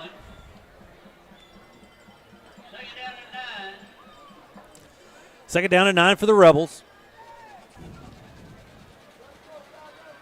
This has been a throwing down for them. They've been throwing it 2nd and 8, 2nd and 9. They bunched 2 receivers tight on the right side of the formation. They're going to turn. They're going to hand this football off. That's Miles again, and he's got a nice gain. He's going to have a first down for West Monroe. Down to about the 12-yard line. That'll move the chains. Clock continues to run as we approach the 2-minute mark here. And coming up at halftime, we'll have senior night for all of the support personnel, the band, the cheerleaders, the Bengals, all of that. So stay tuned for that. We'll have it for you here on the network. And a nice play by the Tiger defense there as the running back goes nowhere. Miles gets stuffed at the line of scrimmage. It's going to be second down and 10. Yeah, good job by the Neville defense right there, stopping the run game. You get in here tight like this with the West Monroe team, you got to expect them to run the football. That's what they've done, since the start. Yeah. It's who they want to be. All right, second down and 10 for the Rebels back in the eye. Dejon under center. Man, they turn and give it to the tailback, and he's going to lose a couple. Yeah, and that's number Malik 91. Grayson again. I think Anzalon Perkins was helping him out. And now the Rebels will take a timeout with 50 seconds remaining. So let's take one as well. Neville 20, West Monroe 7. We'll be back in 30 seconds with more Neville Tiger football. Catherine Joyce, Neville High School class of 1998, Spars customer. Go Tigers! Amaya Dawson, Neville High School class of 2019, owner of a Nissan Sentra from Sparks Nissan. Go Tigers! Will Shelby, class of 97, Sparks GM, Titan driver. Go Tigers! Our team knows the winning combination is always Neville Nation and Sparks Nissan Kia. Join the team today. Remember, hot deals start with Sparks.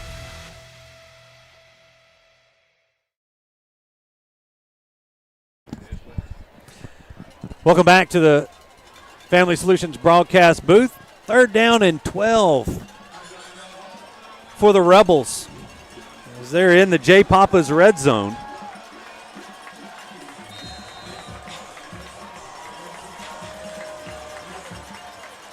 Ryder Dejon trying to get his guys lined up. They're going to turn, and the play action, trying to throw back, and it's going to be incomplete. Well, busted coverage as Jaden Reed was fooled on that play. They were looking for Davis again, and they can't connect. It's going to bring up a decision for Coach Kevin Davis. Yeah, and they face 4th and 12 with 44 seconds to go, and they're going to have to kick the field goal. Right? Neville's going to have to figure out where number 4 is for West Monroe. Yeah. Trez Davis. That's their playmaker. They got to follow. Spy him. You can't lose him, especially in the 3rd and long. That's where we struggled. It's getting off field, and he had us beat right there. 31-yard attempt here from Fox. Snap is back. The kick is up, and that one is no good as well. He missed it left. Tiger defense dodges another one. And the offense will trot back out there with 39 seconds to go and a couple of timeouts in their pocket. Man, we've jumped over a snake right there on the last 2 drives of giving up points, especially after our offense came out and had a 3 and out. We give them the ball back to them on our side of the 50-yard line right before half. Defense does a good job and getting off the field with no points. But fortunately, West Monroe kicker missed the second field goal in a row. Let's see what the Tiger offense looks to do here. West Monroe has 1 timeout, so the Tigers can run the clock out if they choose to. They hand it to Nichols here, and a nice gain on 1st down, and that's going to give them a sonic drive in on North 18th Street 1st down. And the clock stops, and now they crank it back up, and now the Tigers will take a timeout to make a decision. We'll take one too. 30-second timeout. Neville leading this one 20-7. We'll be right back with more Neville Tiger football. Sleepy Hollow Furniture and the Falk family proudly support our Neville Tigers. Just like the wide variety of athletics and academics Neville excels in, Sleepy Hollow offers your premium mattresses and adjustable bases. Every kind of home furniture and just in time for your favorite season. Quality in-stock patio furniture ready for the big game. Come shop your Neville Tiger family at Sleepy Hollow Furniture.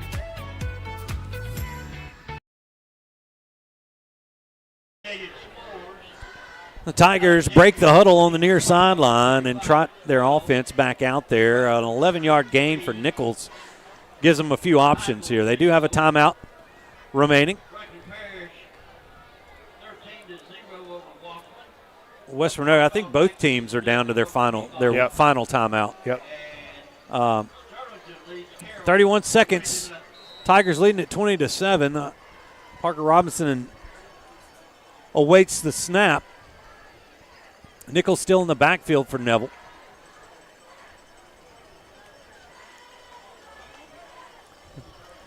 They try to take a shot down the field. Robinson back to pass, and he's waylaid. That's probably going to seal it. Tyler Roark gets in there with the sack, and the Tigers are going to let this clock probably run out. Yeah, I think they so. They get the ball to start the second half. And I think that is going to be the last play of the first half. You look at Coach Collins down there, and I think that is. Yeah, that's going to be it. We played 2 quarters here at Bill Ruple Stadium. The Tigers lead the Rebels 20-7. See if we can't catch Coach Collins and our Marion State Bank sideline reporter Jason Ewing as he's efforting that deal. And let's see. I know there's a lot of stuff going on at halftime. Let's. I think he's corralled him. All right, let's toss it down there to Jason. He's got Coach. Coach, 20-7. Tigers came out hot, scored 2 touchdowns in less than a couple minutes, and Rebels kind of got back into it, but it looks like defense and offense playing well. You know, that's the thing. We gave them a chance to get back in it. You know, we threw the interception, let them get back in the ball game, and we just got to be smarter about what we're doing, and we got to make the right adjustments here at halftime. Be able to run the football. We're not running the football good enough right now, and we need to be able to run it to set up all the rest of our passing game. Thank you, Coach. Okay. All right, thanks, Jason. Thanks, Coach Collins. Well, Robert, as we set up for senior night here, your thoughts on this first half? Yeah, good first half. Got, like Coach Collins said, got out fast, scored 2 touchdowns, threw the interception, kind of let the momentum swing. Defense is playing well. Offense, Coach Collins said it. We've got to be able to run the football. We need to go in at halftime, make some adjustments, get the ball out on the perimeter in the run game, and make these guys, defend the whole field. West Monroe's a good defense. Yeah. Got good linebackers and good defensive linemen. Can't expect to just blow them off the ball here in the second half. It's going to be a war.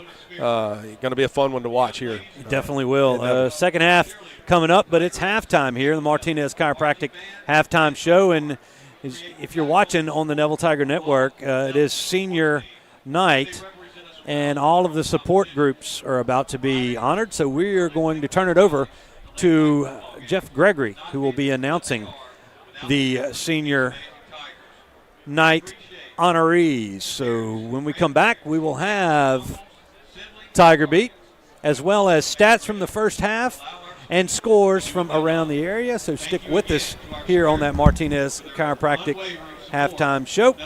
There in the Sunny 98.3 studios.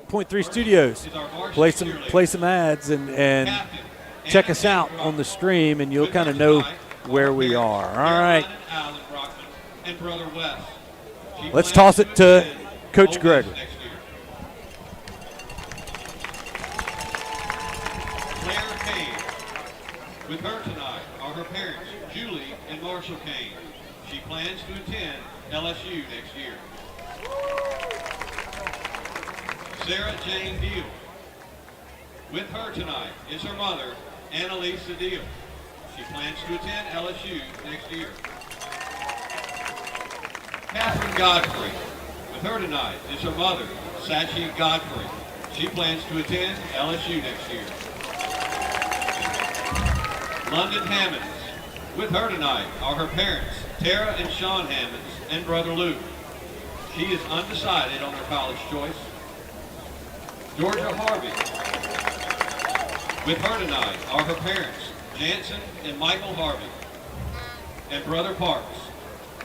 She plans to attend the University of Arkansas next year. Lauren Jenkins. With her tonight are her parents, Misty and Jimmy Jenkins. She is undecided on her college choice. Co-captain, Ruby Magoo. With her tonight are her parents, Melanie and Keith Magoo. She plans to attend the University of Alabama next year.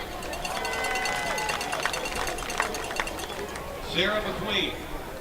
With her tonight are her parents, Liz and Philip McQueen.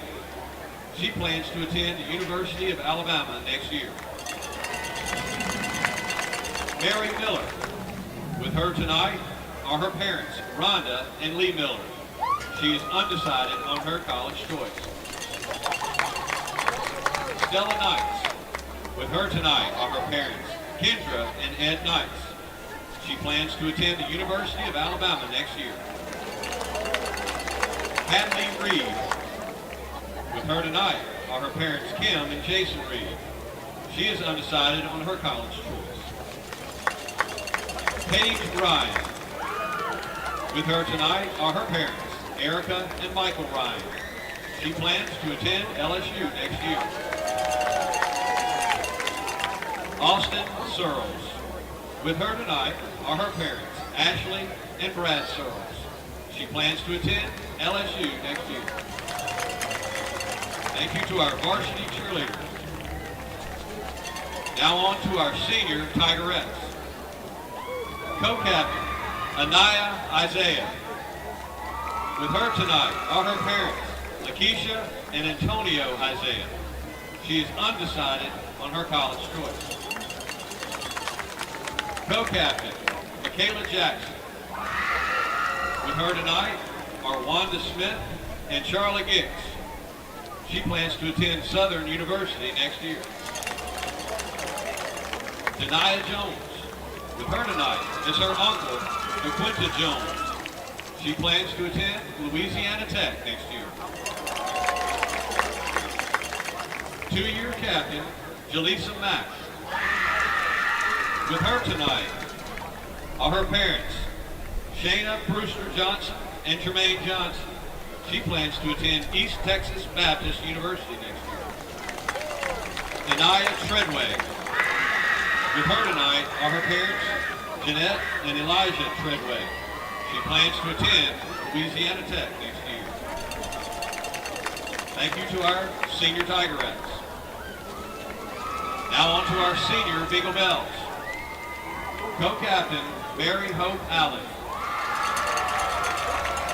With her tonight are her parents, Sally and Kurt Allen.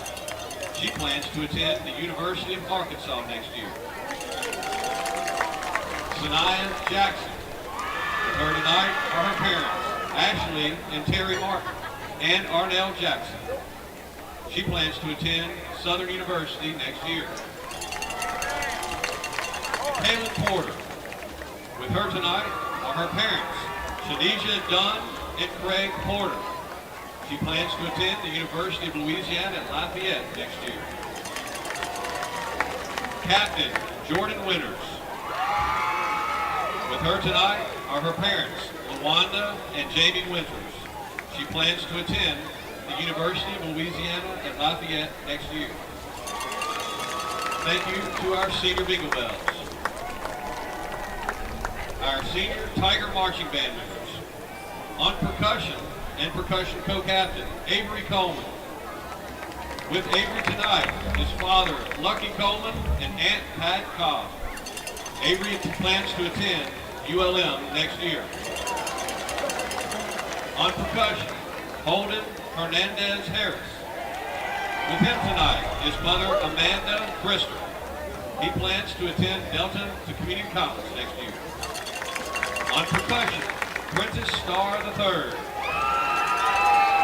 With him tonight are parents Jackie Starr and uncle Daniel Starr.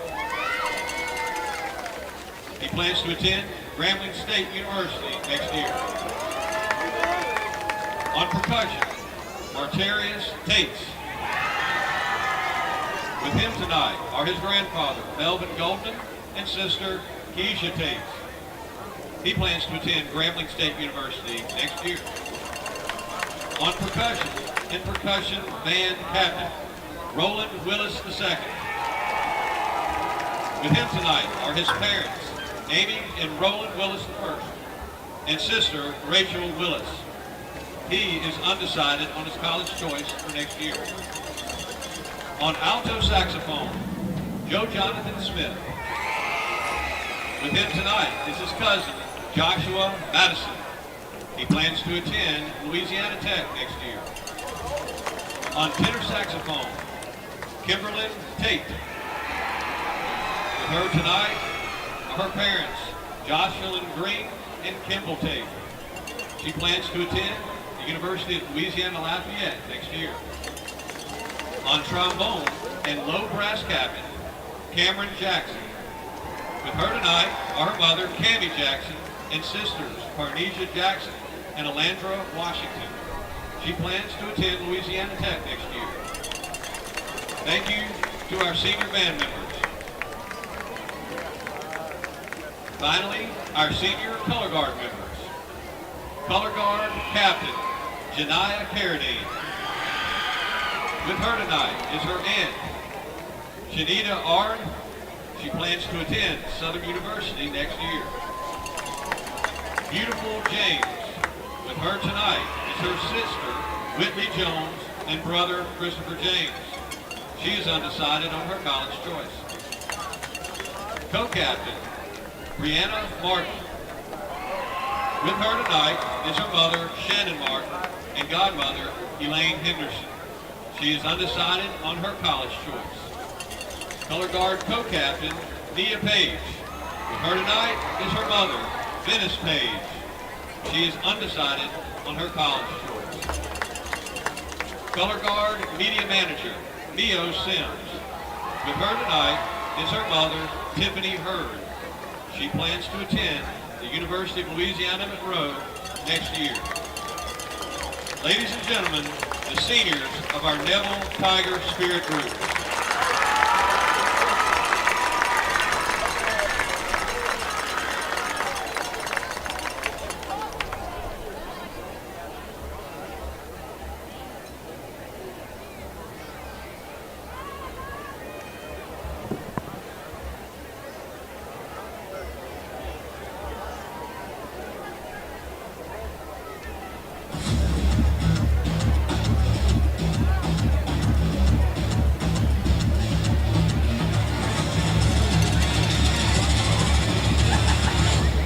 System, official healthcare partner of the Neville Tigers.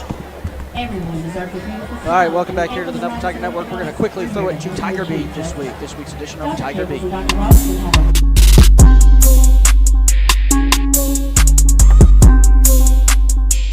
Now, Bull Tigers. I'm Junior Kirsten Winterman. I'm sophomore Kennedy Hall. And you're tuned into Tiger Beat. Sponsored by the Neville Varsity Speech and Debate Team. Brought to you each game day at halftime. Trust me, it's going to be awesome. Okay, Neville, last Friday was another easy game for the Tigers. We took on the Washout Lions, and the final score was 41-14. Let's keep up our undefeated streak as we play West Monroe tonight. Come out tonight and watch our Tigers play for the senior night home game.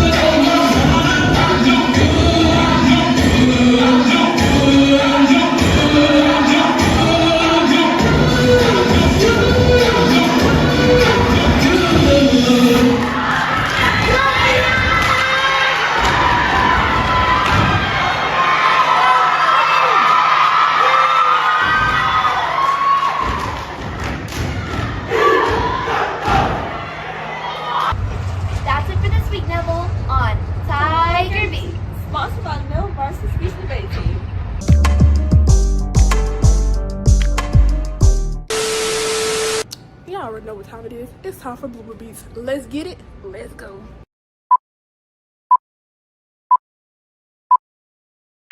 Go. Oh, my shit. Order for the come in. Boom, boom.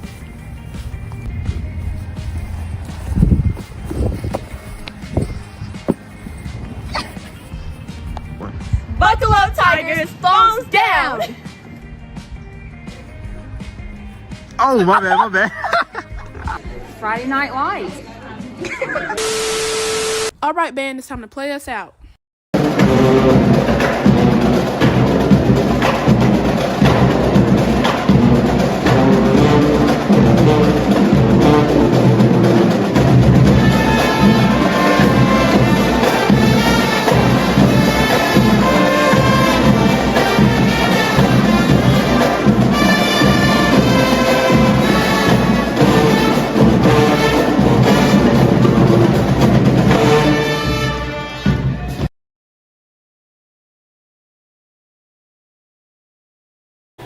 Welcome back here to the Family Solutions broadcast booth. Halftime score 20-7 Tigers as the Neville Tiger Marching Band is now on the field. So let's watch this performance by the Neville Tiger Marching Band.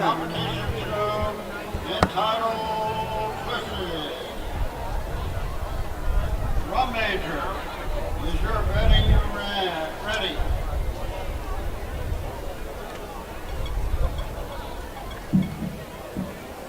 You may proceed.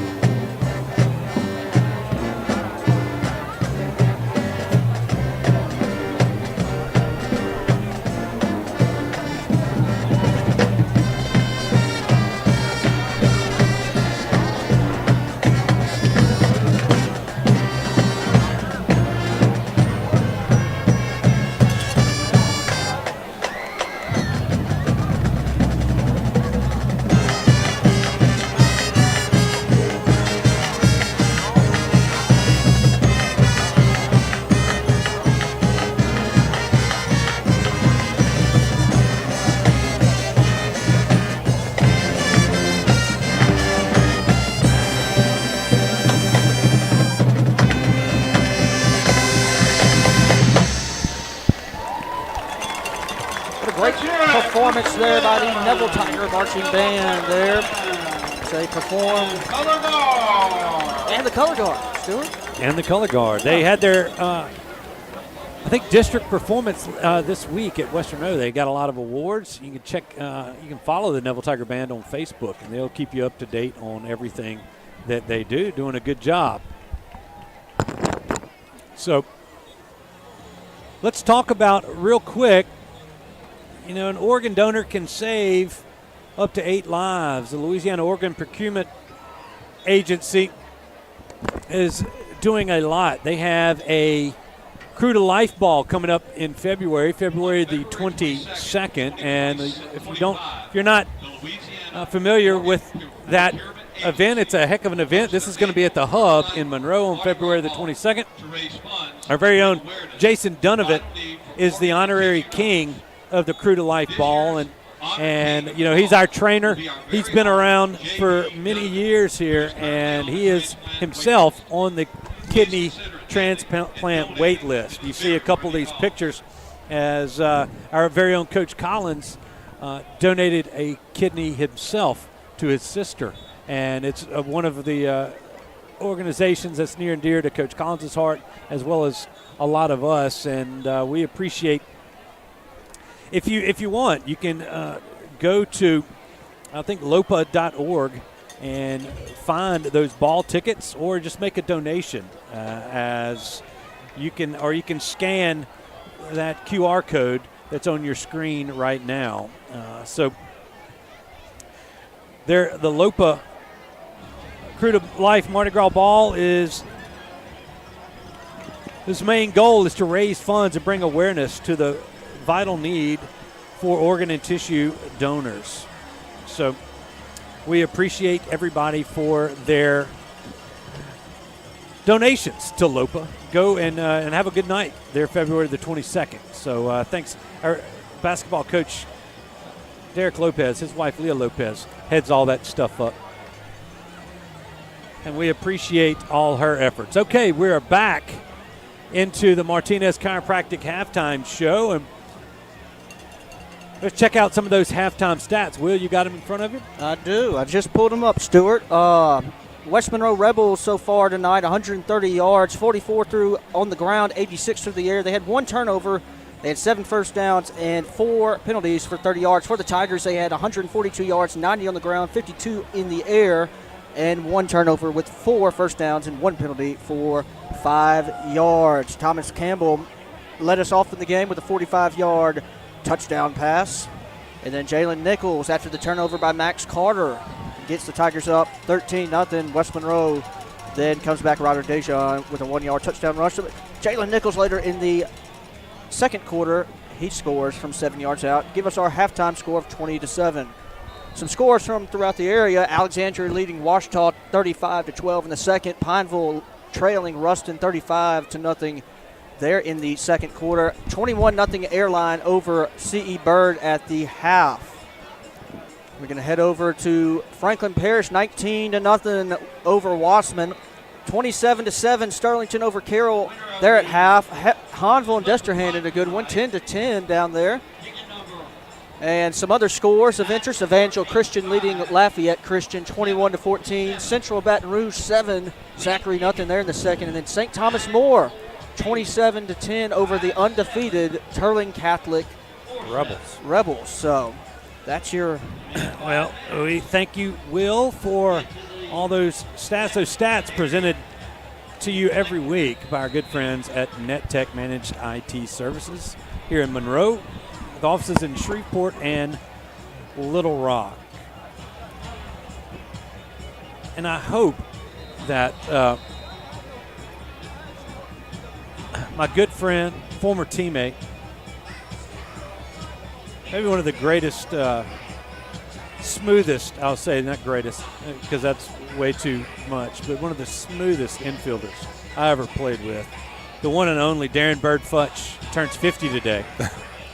He's watching the network on his patio in Jennings. And just like to wish Darren, a 93 graduate of Neville High School, and now down in Jennings. So I'm glad that Hope he's having a good birthday. Tell Jerry to give you a big old kiss.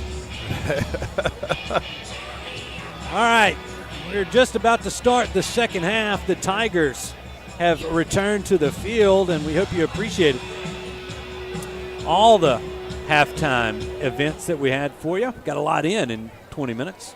The Tigers are set to take the field. They will receive the second half kickoff, Robert, and keys to the second half. They come into the second half. They lead West Monroe 20-7.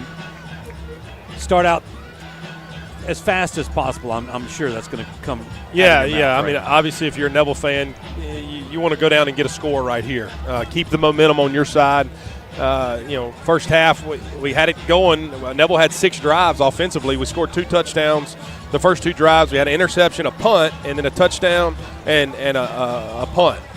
So let's get things going. Let's get this running game going. We rushed for 90 yards, so really it's not that bad in the first half. But this Rebel defense is going to make some adjustments. You know they are at halftime.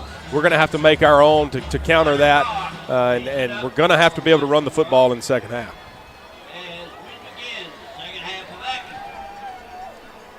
Well, that is Vaughn back deep, but this one's going to come to the up back. That's, I think, Trendon Dumas, who makes a move at the 30 and is spun down at around the 34-yard line, and the Tigers actually the 35, and the Tigers will take over 1st and 10 there as we open up the second half of football. Yeah, going to start with pretty good field position, like you said, on the 35-yard line. Good catch by Dumas. You almost want to see him fair catch that. You know, that ball hangs in the air. It gives the coverage team a long time to get down there. But good job by Dumas securing the football and getting a little extra yardage. Jalen Nichols to open the second half at running back for the Tigers. Caleb Vaughn split out wide to the left. That's Lockhart tight on the line of scrimmage. They're going to hand it to Nichols, and he makes a cut behind the line of scrimmage. The Rebels having bottled up after a gain of about 3. It's going to be 2nd down and 7 coming up for Neville. Yeah, another good play by number 22 there for the Rebel defense. We got his name. It's not listed on the roster. Harrison Kent. Yeah, okay. Harrison Kent. He was downhill and filled that hole. They hand it to Nichols again, trying to follow his block. Another short gain. That looked like number 99, Chances Stewart, who made the tackle for West Monroe. Gain of 1, 3rd down and 6 now for Neville.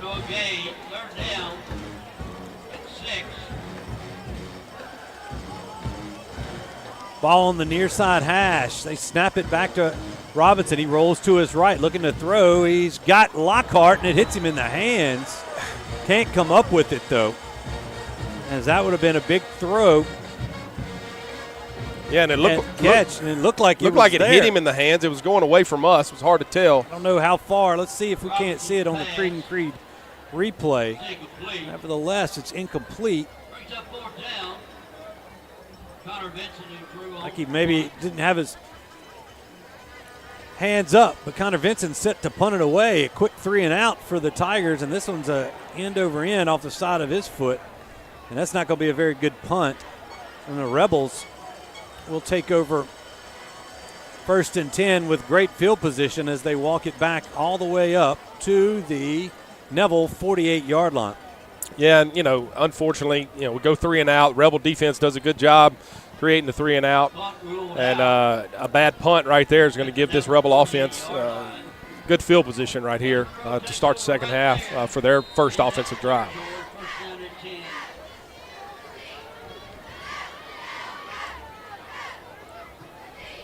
Two turnovers in the first half, one by either team, both leading to points. First play for West Monroe is a handoff there to Renaldrick Miles. He's going to fall forward for a couple. 2nd down and 8 now for the Rebels. Yeah, and Juju Burns, I believe that was who that was, maybe, that came up and made the tackle there for a short gain there on 1st down.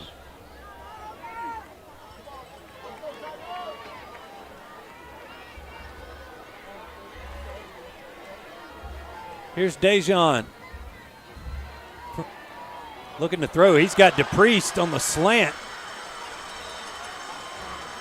Completes it across the 30 to the 27-yard line. Nice little play there from West Monroe. Yeah, they just went RPO. Juju bit on the fake, and it opened up the middle of the field. Yeah, the middle of the field. Good execution there by Dejan and the receiver. Rebels driving here early in the third quarter. 10 minutes remaining. They trail Neville. Ball's on the ground. Ball's on the ground, and I think the Tigers have picked it up. I saw a big one pounce on it. I don't know which one it was. Yep, it's Anzelon Perkins. Johnny on the spot. And a promising drive from West Monroe thwarted by a fumble. Well, Neville gets really lucky right there. You know, you don't see many fumbled snaps, especially, not on the goal line right there. I don't know if somebody got a hand on it or if it just was a fumbled snap right there. But Neville catches a break to get the ball back here. Start their second drive of the second half. Lemons in the backfield now. Zealand Young split out wide to the right. They hand this to Lemons. Nice backside pursuit there from the Rebels. And it's not many teams that can come back and catch Lemons when he gets that little hole right there. But Tyler Roark was able to fight off his block and make a tackle after a 3-yard gain. Yeah, it was a good pursuit right there, like you said, on the backside.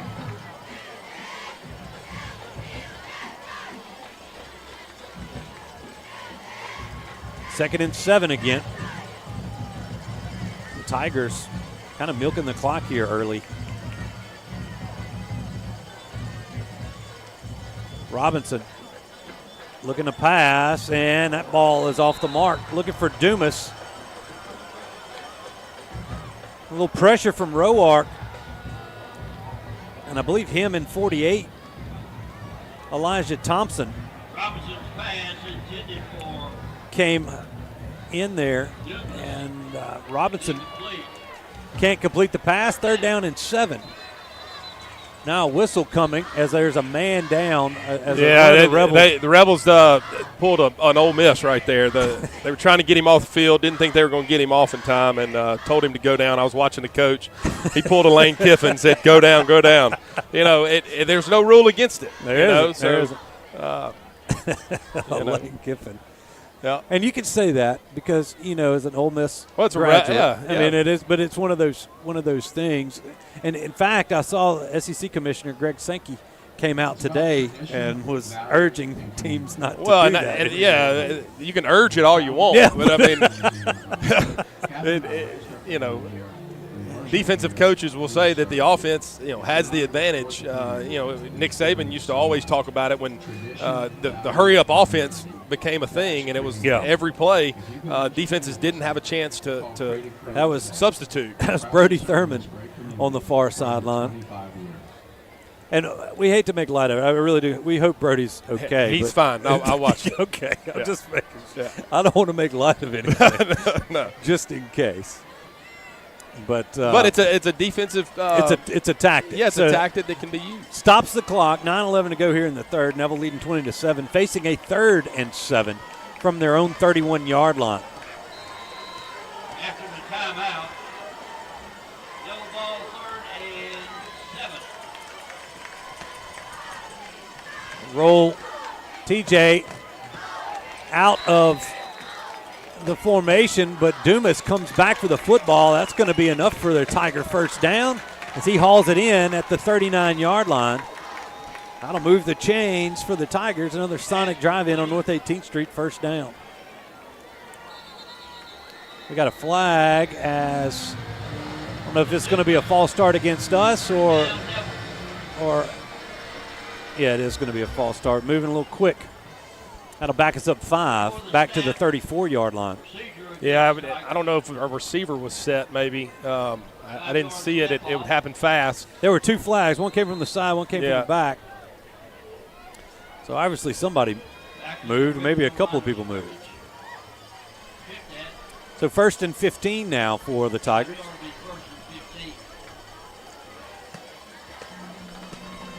Quick pitch to Lemons. He's going to reverse his field. Robinson's out trying to make a block and allows Lemons to get to the corner. He gets those penalty yards back and maybe one more out to the 40. after the gain of 6. Yeah, the Rebels for the speedy senior. Tried to get him outside on the toss right there, and they did a good job of containing him, and he cut it back and was able to get about 6 yards. 2nd and 9 now for Neville. Robinson back to pass, and he's going to be brought down. He tried to step up in the pocket, and that's number 99, Chances Stewart, who brings him down for a 3-yard loss. Yeah, good play there by the defensive lineman. Just won his one-on-one battle there on the inside and came up with the sack. About a 3-yard loss. So that puts Neville behind the chains. 3rd down and 12. Ball at their own 37-yard line. It's one of the things that Robinson hadn't had a lot of time to throw the football this evening.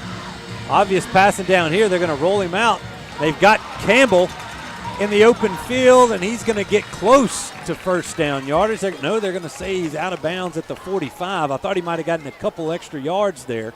That's going to bring up 4th down and 4, and the Tigers, once again, are going to have to punt this football away. Clock stopped with 7:43 to go in the 3rd. Yeah, an unfortunate penalty right there. You know, we had I believe it was 1st down. We had a penalty, backed us up, and then had the sack. Just the lack of execution right there on the Tigers' part to keep the drive going. Tigers, it's a late addition to the punt team. Snaps back. Punts away by Vinson. This is a better one, and it Rebel returner lets it bounce. And this is going to be downed inside the 15 at the 14-yard line. And the Rebels will take over once again. A couple of punts to start things off here in the 3rd quarter from both teams. Yeah, good defensive play so far. West Monroe's last drive, they had a fumbled snap. Neville was able to get on it, and the Rebels forced a second punt for this Neville offense here in the 2nd half. So obviously they've made some adjustments. They're doing a good job of stopping the inside run. We may have to take some shots deep. Do something to soften it up. All right, actually the ball's on the 15-yard line. They're going to go to the power eye. They hand it off to the fullback, Willis. He's got a couple. 2nd down and 8 now for the Rebels.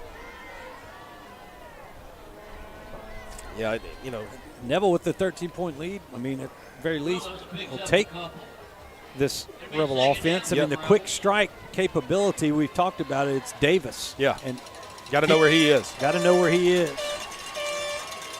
He is on the near sideline, or on the near side, split out wide. Dejan looking taking at the a shot. He's there taking that shot.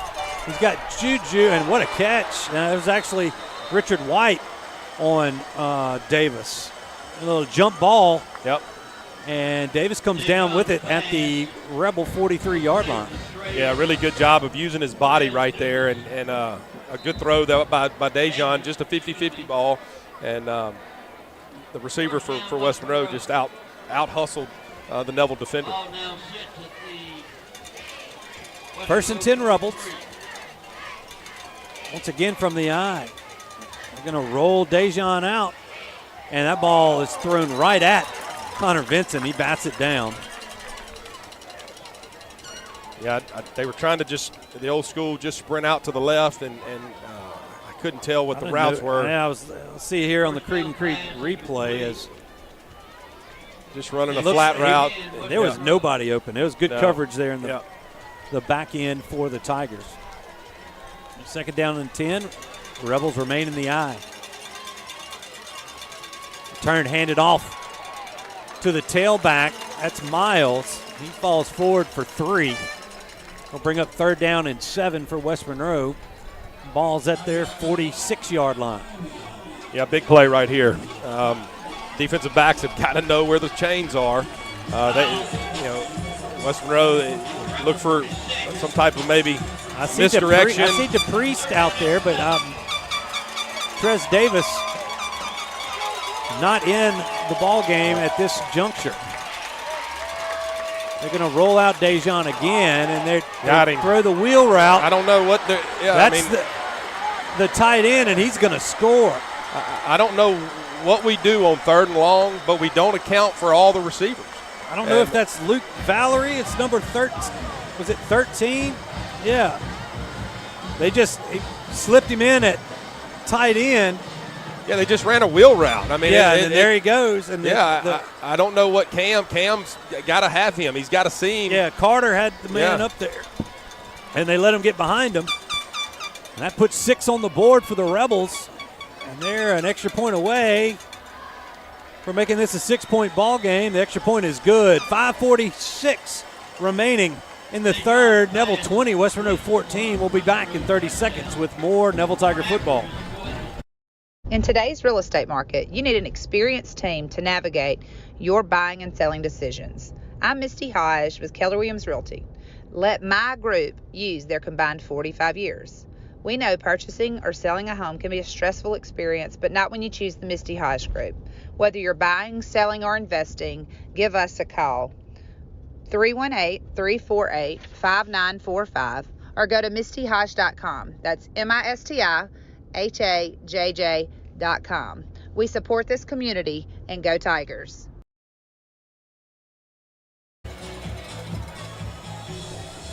Now we return to the Family Solutions broadcast booth.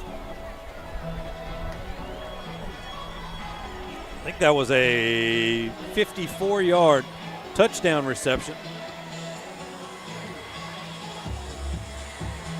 I believe that was Luke Valerie. Listed as a backup quarterback. He was playing tight end on that one. Came off the line. Here's the kickoff by Fox, another high one. It's going to come to Dumas. He takes it from the 23-yard line, and then he is hit hard. A flag coming in there as Dumas's helmet comes off. I think that was number 48 on the stop, Elijah Thompson. Let's see what the flag is. Might be a hands to the face, but the see here on this Creed and Creed replay. Fox, kickoff. Say it might be a face mask. Well, they're not. They've got it marked at the 27-yard line. Looks like this is going to be against the Rebels. Yeah, face mask against West Monroe. So that'll tack on 15 yards to the end of the run and make it a first down for Neville. Should be out to the 42-yard line.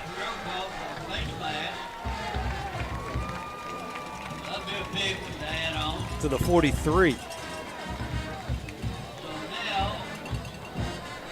First and 10, Neville from the 43. And Robert, the Tigers need to go down there and put some points on the board. Yeah, no doubt about it.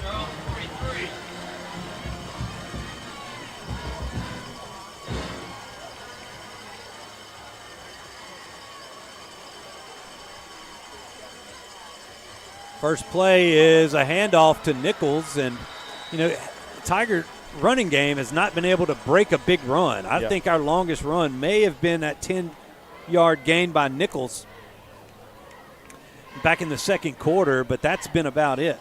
Yeah, West Monroe defense has been downhill, and they've done a good job. This is a battle up front, and a lot of football left. Second down and a long 7. Robinson on play action, looking to pass. He's looking deep, and it is intercepted. Looking for Zealand Young, but Orlando Weber came down with it. A heck of a play by the DB. That's his second pick of the night. Yeah, great play, great coverage. That's how you cover the deep ball. He got his eyes turned and made a play on the football. It wasn't a bad throw. Just a great play there by the corner. I believe Zealand actually got his hand on the ball. You can see here on the replay.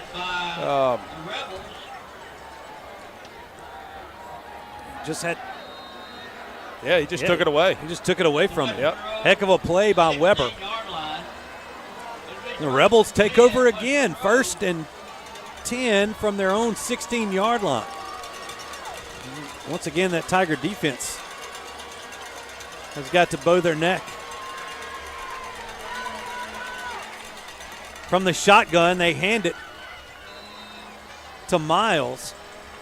Actually, that's going to be 7. That's McNeil. He gets 3 on first down. 2nd down and 7 now for the Rebels. And all of a sudden, the Rebels got within 6. And anytime these two teams get together, it's going to be a war. Rarely does it get out of hand. And this one is no different. Once again from the shotgun, Dejon looking to pass. And that ball is broken up by Connor Vincent. They were looking for Davis, and I think Vincent just didn't have his head turned and never saw that coming. Let me see again on the Creed and Creed replay. Yeah, he's going back, and he just was reading the receiver. Good play by Vincent. 3rd down and 7 now for the Rebels. All right, here we are. Let's figure out a way to make a play. Yeah, you got to make a play on defense, either a sack or a defensive back. You got to find number 4 if you're a defensive back. He's in the slot here to the near side.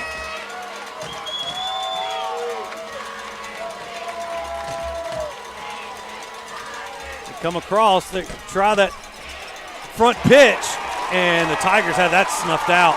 I was kind of worried about it. I didn't see the pitch there to, I guess, Valerie, and it looked like they had snuck 7 through, and I'm glad they didn't give it to him because he had a lot of running room. Yeah, good job by the defense. I don't know, if you're a Rebel fan, if that's the play you want to call, yeah. I mean, I'm trying to find number 4.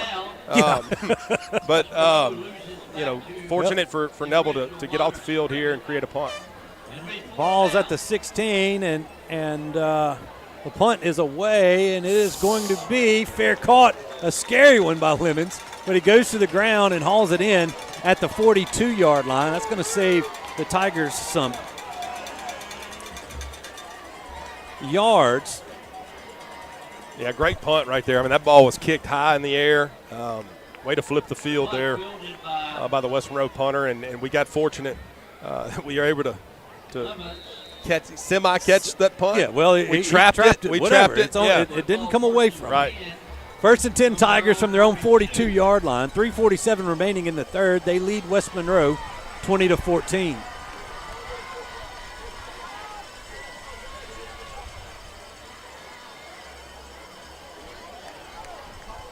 We're going to have to call the play. We got 3. Got to snap it. There's the snap. They get it off just in time. They get the quick one out to Dumas, but a low throw. And that's going to be a short gain, maybe 3. They're going to mark it at the 46. Gain of 4. 2nd down and 6 now for the Tigers. Go quick. They hand this to Lemons, and backside pursuit again. This time from 42, Parker Todd. But a nice gain for Lemons, making it 3rd down and short for the Tigers. This is the first 3rd down and less than 5 I've seen this half. They hand it again to Lemons, and he's going to get a yard, and that's going to be it. I think that might have been 18. That's Roark in there on that tackle. The Tigers trying to move quick, and they still have Lemons in the backfield. And this ball is, I don't know what happened, as it's going to be a legal procedure against the Tigers. Yeah, we're going to have to punt it. We're going to have to punt this football away. Yeah, we were trying to go fast, and, you do that, and not everybody's on the same page. Just it's not what you wanted to see out of this Tiger offense in the second half. Neville lined up on 4th and 1 and was called for illegal procedure. It's going to back them up 5. That'll move it. Oh, and an illegal substitution, so that offsets. So it's 4th down, and the Tigers are going to throw their offense back out there. Wow. West Monroe had 12 on the field. Had 12 on the field. Yeah, golly. Wow. Well, that's one thing we didn't do is count. And now they put Nichols in the backfield. That was one of the things they didn't have on that 4th down play. It's a huge play, momentum-wise. You got to be able to get a yard when you need it in games like this. Play clock's not running. They haven't started the play clock. It's still at 25 seconds. Now they run it. It's going to I think the West Monroe coaching staff is going to be too happy about that one. That was probably about 10 seconds difference. 4th and 1. Tigers are going to go quick, and it is caught. Caleb Vaughn has it on the far sideline. That's going to be enough for the first down, a gain of 3, and the Tigers keep the drive alive. Look, that shows you what kind of confidence these coaches have in Parker and these receivers. To come up to the line in high school and throw an out route on 4th and 1 shows great confidence. Play action. Parker running. He's just going to throw this one away. Into the dang near the stands on the far side of the field as they try to go play action. Yeah, I don't know if we were trying to take a shot right there to Vaughn or if it was the RPO game. It's hard to tell in today's world of football. Clock stop with 2:07 in the third. Second and 10 for the Tigers. Ball is at the West Monroe 46-yard line.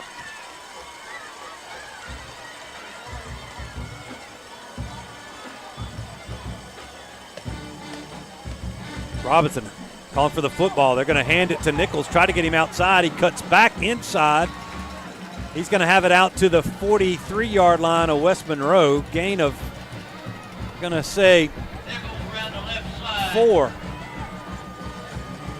Well, it should be 3rd down and 6. Actually, they're going to say it's 3. 3rd and 7. Blitz for Robinson, and he's going to be down. 48 comes in again on the blitz and sacks Robinson. The Rebels brought one more than we had, and Parker hadn't had time to throw all night. Yeah, it's 3rd down. You got to make sure you account for the unblocked man right there, and that's what West Monroe does. 3rd and long, they're bringing pressure. We didn't do it, and they got to the quarterback. Snap is back. Vincent's punt is away. It's angling and is fair caught at the 26-yard line by Zach Falmar. Fair caught. So the Tiger offense showed a little life there. But stalls at midfield, and West Monroe once again takes over on their own 26. Yeah, good job by the West Monroe defense. This is the defensive battle so far this second half. And the Tiger defense has just got to keep they got to keep plugging away and create a turnover or get another stop here. West Monroe back to the eye. Bring in Baylor Welch at tight end, and they hand it to Willis, the first man through. He's going to be stopped for no gain. 2nd down and 10 now for the Rebels. Yeah, clock's ticking, 52 seconds to go here in the 3rd quarter. 2nd down and 10. This has been a throwing down for West Monroe this whole game. A lot of play action, misdirection with receivers. So see what happens. This could be the last play of the 3rd quarter. Dejan now back in the shotgun. They're going to split him out to throw. They're taking a shot down the middle of the field, and they're going to throw a flag. Yeah, we ran into the receiver. But, it was going to be overthrown. Yeah, wasn't even going to be close. I don't know what happened. Let's see here on the Creed and Creed replay. It looks like somebody was looking for 4, and they collided, I think it was Reed who banged into Davis. That's going to give the Rebels 15 yards. Yeah, we got to be more aware in the secondary. And it's just it's unfortunate. Clock stopped with 19 seconds. Ball will be placed on the West Monroe 41-yard line. They will get one more play in at least here in the 3rd quarter.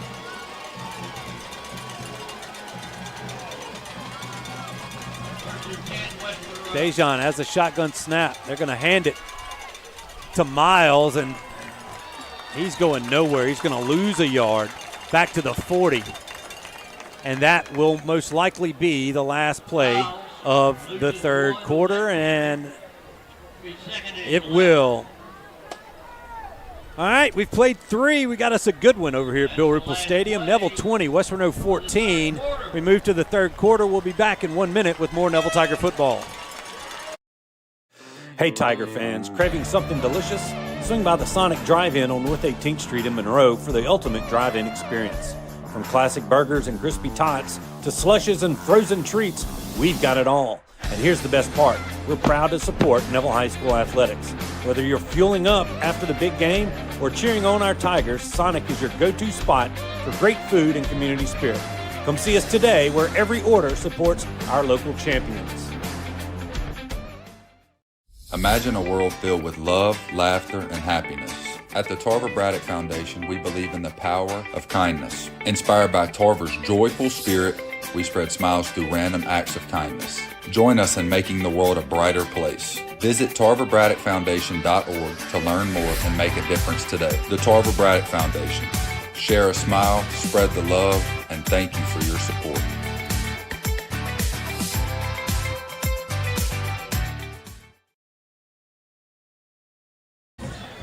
We've played 3 quarters here at Bill Ruple Stadium as we return to the Family Solutions broadcast booth. West Monroe has it on their own 40-yard line. They trail Neville by 6. Dejon under center puts a man in motion. That's Davis. They're going to look for him on the wheel route. It's not there, and then the ball is thrown high, intended for Lucas Dupriest. Nice job of slowing down Davis coming across that formation, and now it's going to be 3rd down and 11 as the Rebels are behind the chains. Yeah, we saw play action. We found number 4. We had 3 guys around him, and it wasn't a great throw, fortunately. And but we did do a better job of covering right there. They bring in 13 for the fullback Willis. He was the one that bit him on that wheel route to make it 20-14. He's on that halfback, and the Tigers have a rush, and they've got Dejon in the backfield, a big sack. That was number 26 on the stop, Stephen Hanlon on the blitz. Yeah, good job by the defense right there. We got off the field on 3rd down, put pressure. I don't know. They were trying to sprint. Protection broke down. It's kind of a busted play. So Daniel Lane is the son of West Monroe principal Dan Lane. Punts this one away. A nice high spiraling kick. And Lemons is just going to let it go as it takes a Neville bounce. And is it going to get to the end zone? It will not. It backs up at the 5. And then it gets into the end zone. It's going to be a touchback. Oh, no. Wow. Willis can't believe it. Talk about getting lucky. The Tigers got lucky. You got to possess it to down it. I don't know what the West Monroe, he batted the ball. All he had to do was fall on it. Let's see if we see it here on this Creed and Creed replay. I mean, incredible punt. I mean, that is a heck of a punt. I thought the Tigers might get lucky. Who is this? That's 42. No, he don't get it. And then it was 20. It's just number 20 came in, and his feet kind of locked up on him. Yeah, I don't know. I don't know if that's Chevalier or whatever, but a big break for the Tigers. They start on the 20 instead of the 5. They got Roberson in at tailback for the first time, and now officials have blown a whistle. They're discussing something. The West Monroe coach was irate over the spot and was chewing out the side judge over there, and I think he got him to go get the white hat and talk. You've got to stop it. Yeah. You've got to stop the ball. It's not just, you don't just have to touch it. So after the discussion, the ball remains at the 20. Roberson in the backfield, his first action of the night. They're going to try a little throwback screen. That's Vaughn, and he almost breaks it. A nice job there by number 42. Once again, we've called Parker Todd's number a number of times, but a gain of 7 on first down makes it 2nd down and 3 for Neville. Yeah, Vaughn did a good job. He found a crease right there. I thought he was going to be able to break it. And then they snapped it quick. Zealand Young didn't get back behind the line of scrimmage. And that's going to back the Tigers up 5. He never got set. Never got that's set. Something, and it's on the quarterback. Parker's got to slow down and make sure everybody's there. Yeah, you want to go fast, but sometimes you got to slow it down. Yeah, we've had some penalties tonight due to going fast. All right, 2nd down and 8 now for the Tigers. Ball's at the 22.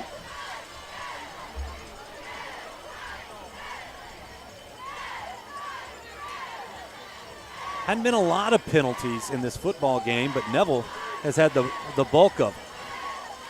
Robinson looking to pass, steps up in the pocket, throws it high again. Had Dumas around the 28-yard line. It's going to make it 3rd and 7. Yeah, had Dumas open there in the zone and had a little pressure, and Parker just made an errant throw. Robinson has played so well over this whole course of this whole season and doing better. But you're going to have games like this where it's just not completely clicking. No, look, and you got to give credit to West Monroe. And West Monroe's fast. Exactly is a give credit to them for maybe causing that. All right, 3rd down along 7. Showing pressure. Rebels showing pressure. They're looking for a deep one. They've got a man, and that's going to be Dumas, and it's caught. Down to the 30. Just when I say Parker's having a rough night, he drops a dime to Dumas. They're going to mark him down at the 31-yard line. Yeah, great throw. And again, West Monroe's defensive backs got to have awareness of the down. Tigers go quick and hand this one. And a tough run by Nichols. Yeah, it's gain of 4. 3rd and long, and we get behind the defensive back, and Parker makes a great throw. Now we're going quick, trying to keep these guys on the field. And now West Monroe takes a timeout before Tigers are trying to catch them with too many men on the field. All right, timeout on the field. We'll take one, too, a 30-second timeout. Tigers lead this one 20-14, but they're driving. Stay with us. When you choose St. Francis Health, you get easy online scheduling, video visits, and the amazing convenience of MyChart. With MyChart, you can make appointments, refill prescriptions, view your medical records, and even message your doctor with a quick question. At St. Francis Health, we've made healthcare more convenient than ever.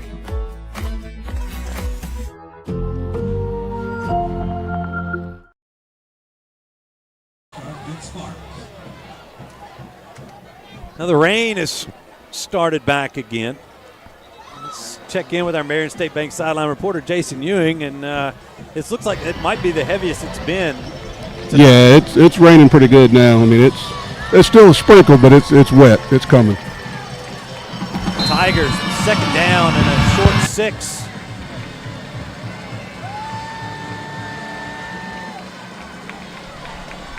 Ball is at the West Monroe 27-yard line. Once again, they sprint Nichols out of the backfield. They're going to swing it out to him. He's got it, and he's going to get upfield around the 25, let's call it the 24-yard line. Nice gain on 2nd down, but the Tigers will face a 3rd down and 3 now. Tigers, once again, going quick. They're going to turn, hand it to Nichols, and he's going to be across the 20 and get tackled at the 16-yard line. That'll be a 1st down for the Tigers. And they've now reached the J. Papa's red zone. Yeah, it looks like we got a West Monroe guy down here on the Neville sideline, maybe with a cramp. Yeah, there is a Rebel down. So let's take a moment here to catch you up. The rain is this prevalent little mist that started maybe this afternoon, and now it's kind of a heavier mist. Nothing really on the radar. But more importantly, the Tigers are driving it. They've got it down inside the 20 at the West Monroe 17-yard line. Really like to get another score in here as the Tigers only lead by 6. This is the drive right here. If we can continue this drive, it's first down, 9:32 to go in the fourth quarter. Get 2 scores ahead. West Monroe, they've been able to move the ball, but it's been on kind of big chunk plays. It's not like they've had long extended drives. So, their score in the second half was a 50-plus yard little wheel route on third and like long. 8, Yeah, Chances Stewart was the young man for West Monroe that was down, but he jogged off under his own power, and that was good to see. The Tigers have it 1st and 10 from the West Monroe 17.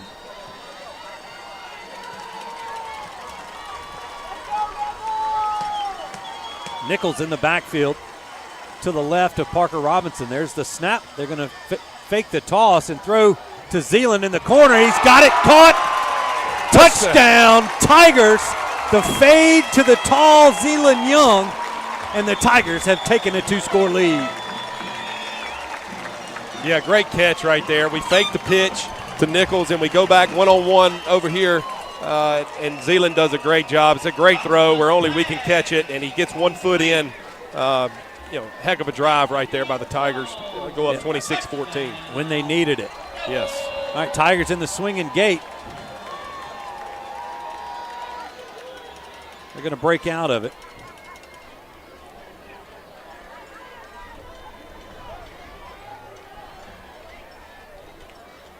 There's the snap. The kick by Yerger is up. And the kick is good. 9:26 to go in this one. Neville 27, West Monroe 14. We'll be back in 30 seconds with more Neville Tiger football. Flag on the play. For 20 years, I've treated the local community, as well as young to professional athletes, keeping them healthy and on the field. If you've ever thought about seeing a chiropractor, or had neck pain, low back pain, or headaches, call Shell Chiropractic. See if me and my team can help you.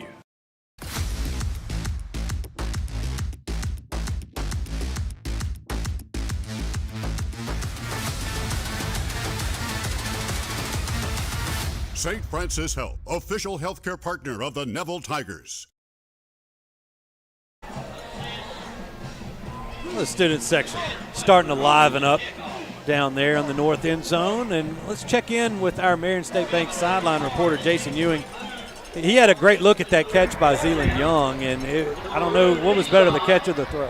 The catch. I mean, that would have been good in the NFL. He pinky-toed both feet right on the line, falling out of bounds when he caught the ball. It was a heck of a play. Heck of a throw, but a heck of a catch. And there was a penalty. You said that going to break. Yeah, jump in the center. Yeah, that jump in the center by West Monroe is going to give the Tigers an opportunity to kick it off from the 50. That's correct. As they put that. And the rain's still coming down, and I bet the temperatures dropped 20 degrees. Well, we'll take the rain. Feels like football weather. Yeah, definitely. Actually, it's not from the 50. They're going to tee it up from the West Monroe 45. And see if Yerger's got the win. Well, it's kind of a crosswind now. Yeah, and right here, you may try to squib it, something like that, and pin them deep in their territory. We'll see what the Tigers choose to do.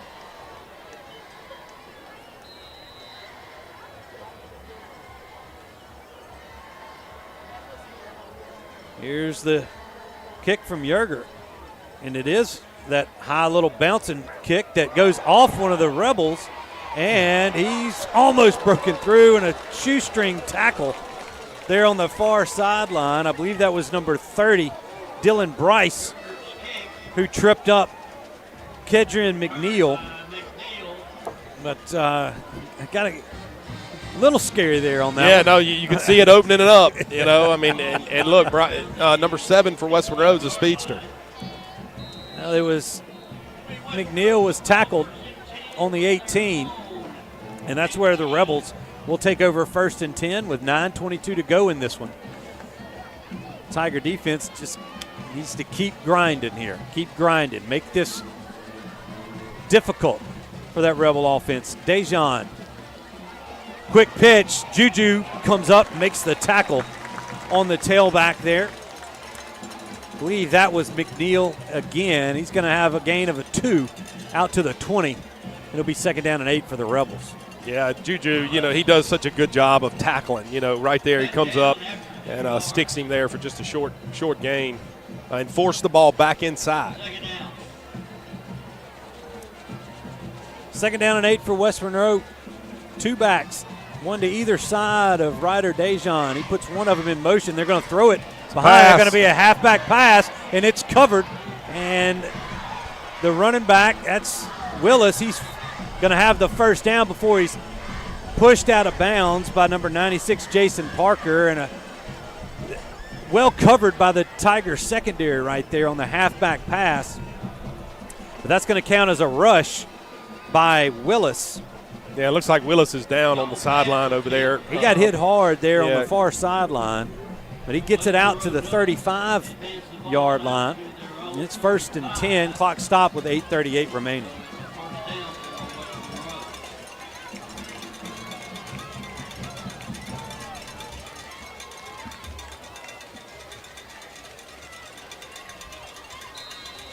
Two receivers tight to the near side for West Monroe. They're moving from Hilton Street to Forsyth. They throw it across the middle, and it has got it complete to DePriest. He's going to be a yard shy of the first down out to the 44-yard line. Be 2nd down and short for the Rebels. Yeah, just threw the little zone route to the tight end or to the inside receiver over the middle right there. Good execution by the Rebels. McNeil is the back next to Dejan. Dejan again looking to throw, pump fakes, and he's looking for the go route, and it's going to be too tall for 13, who had snuck in there on that far sideline. Can't come up with it. It's going to be incomplete. And 3rd down now and a short 1 yard for the Rebels. Took a shot right there, and he had his man. If he makes a good throw, he's got it. Cam did on the pump fake, being that it was 3rd and short. 3rd and 1 now for the Rebels. Dejan has the snap, and the running back is caught in the backfield. McNeil falls at the line of scrimmage. It's going to be 4th down for the Rebels. Yeah, 4th and about 1.25 yards right here. Got to expect them to go for it. Yeah, they're going to bring in Willis, who is back after being shaken up on the attempted halfback pass. You got to think they're going to go into that I formation here. Will they try to catch him off guard and throw it, or are they going to go with a little push play? Dejan under center. They're going to go, and he's going to have the first down. This quarterback sneak will have just enough. Needed 1, got 2, out to the 46-yard line. And the Rebel drive remains alive. Yeah, good push there by the Rebel offensive line to get the first down there on the quarterback sneak. 7 minutes and counting. Up 2 scores. This defense has got to play coverage right here. Neville leads West Monroe 27-14. Dejan has the snap. Looking to throw. He's flushed out of the pocket, and then that ball is going to be caught by number 13, but there is a flag. That's holding. Brody Watley was getting held in the backfield. This one's coming back. Yep. I watched it. Brody was fighting his tail off. And after he threw his hands up, he was still getting held. Yeah, you can see his shoulder pad is hanging out. Yeah, it was the running back that had a hold of him, McNeil. Yeah. And great throw by Dejan. And again, a great catch. I said play coverage. The defensive backs have got to understand the situation. We can't let these guys get behind us. Yeah. And we continue to do it. Well, the hold's going to bring it back. They're going to bring it back 10 yards from the 46. They're going to spot it at the 36. 1st and 20 now for West Monroe. And that's a huge break for this Tiger defense. Yep. Clock running. 6:40 to go. Dejan from the shotgun. Snap is back. Dejan looking to throw. He's got Davis, and that's going to be out of bounds. The throw carried Davis out of bounds, and a couple of, I think that might have been White on the coverage. Looks like we got somebody injured. It's just he got rolled into the sidelines, and we've got an injured player. The trainers came out. I didn't see was Juju on the sideline, or was that him covering? I thought that was White. Or is White down? No, White is right here. Juju's got his helmet off. He just popped it back on. That might have been Juju coming over the top. It was Juju. Okay, got it. He was covering him? Juju was covering him. Yeah. I believe that's correct, Jason.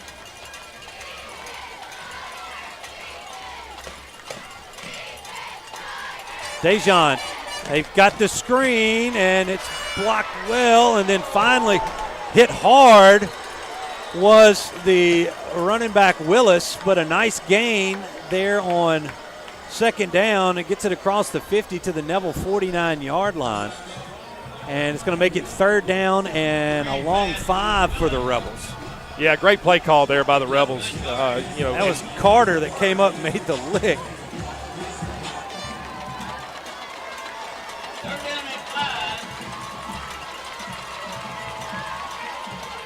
So third down and 5 from the Neville 49.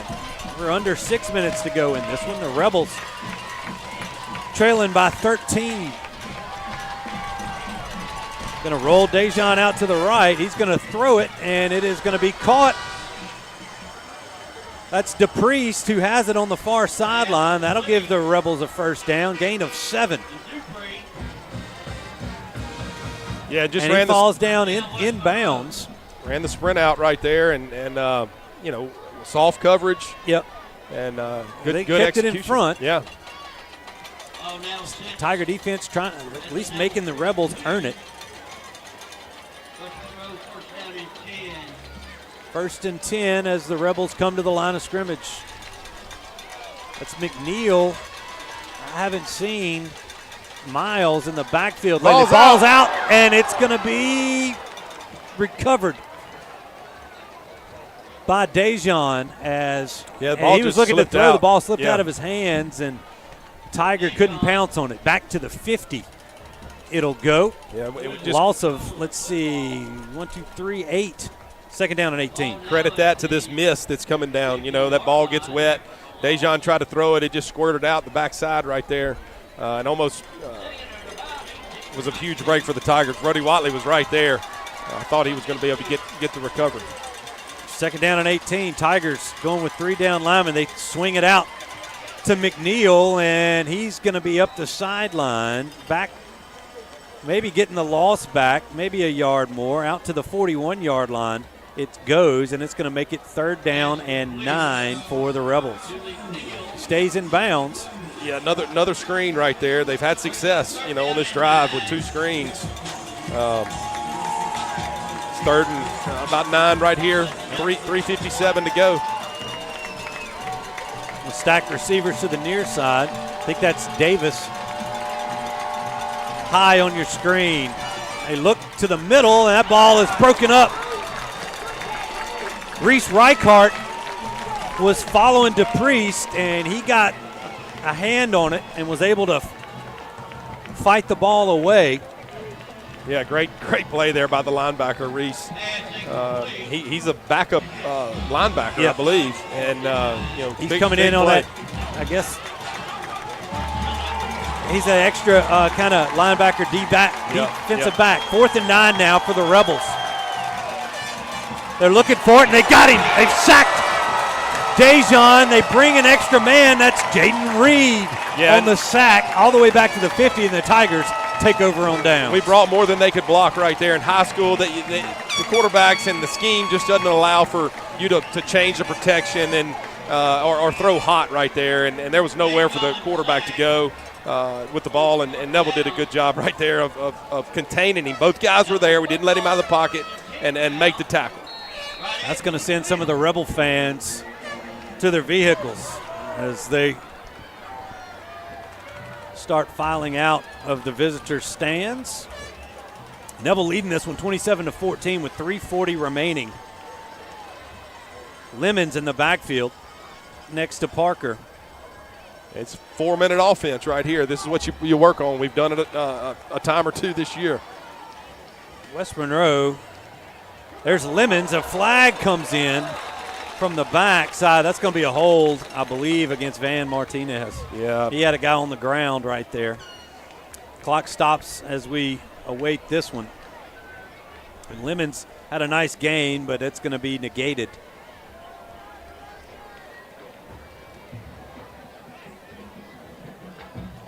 Oh, against West Monroe. Say a hold against West Monroe. Wow, the defensive lineman. Maybe the lineman grabbed Van. Yeah. So that'll tack on 10 to the end of that run. And what they do, the defensive lineman, they can't hold the offensive lineman from being able to get up to the linebackers. And that's what happened right there. The defensive lineman grabbed Martinez. I saw both of them on the ground, and that's why I assumed. Yeah. Can't assume, can you? No. You know what that does. Yes, I do. All right, 1st and 10. Ball now on the Rebel 27-yard line, actually the 26-yard line. Clock's running.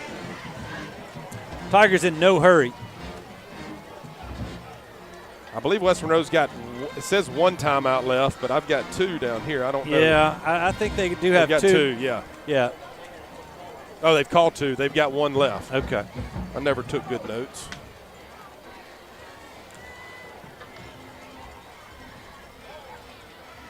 This is a handoff to Lemons. Ball's out. Ball's out. They strip it.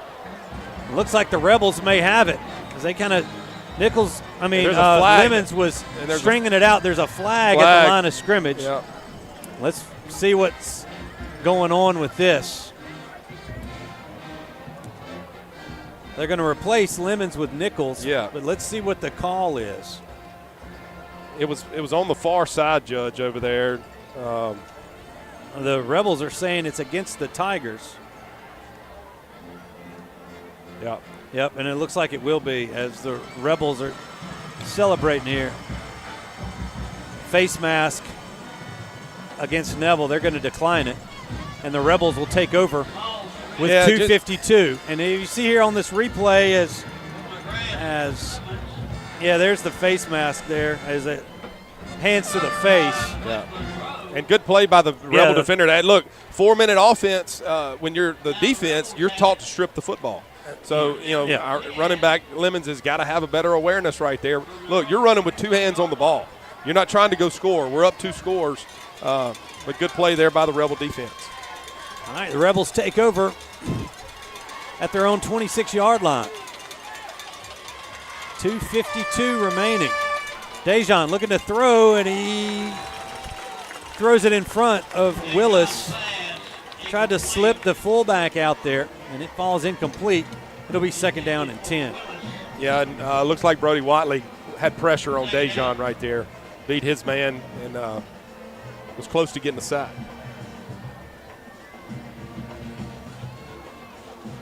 Yeah, he had, and that pressure definitely affected the throw from Dejan. All right, Ryder, Dejan looking to throw again. That ball is high and through the hands of Caden Willis. Quickly, it's 3rd down and 10 now. 2:44 remaining in this one. Yeah, the rain's coming down. The ball's getting slick. You can tell that throw was a little high and went through the receiver's hands.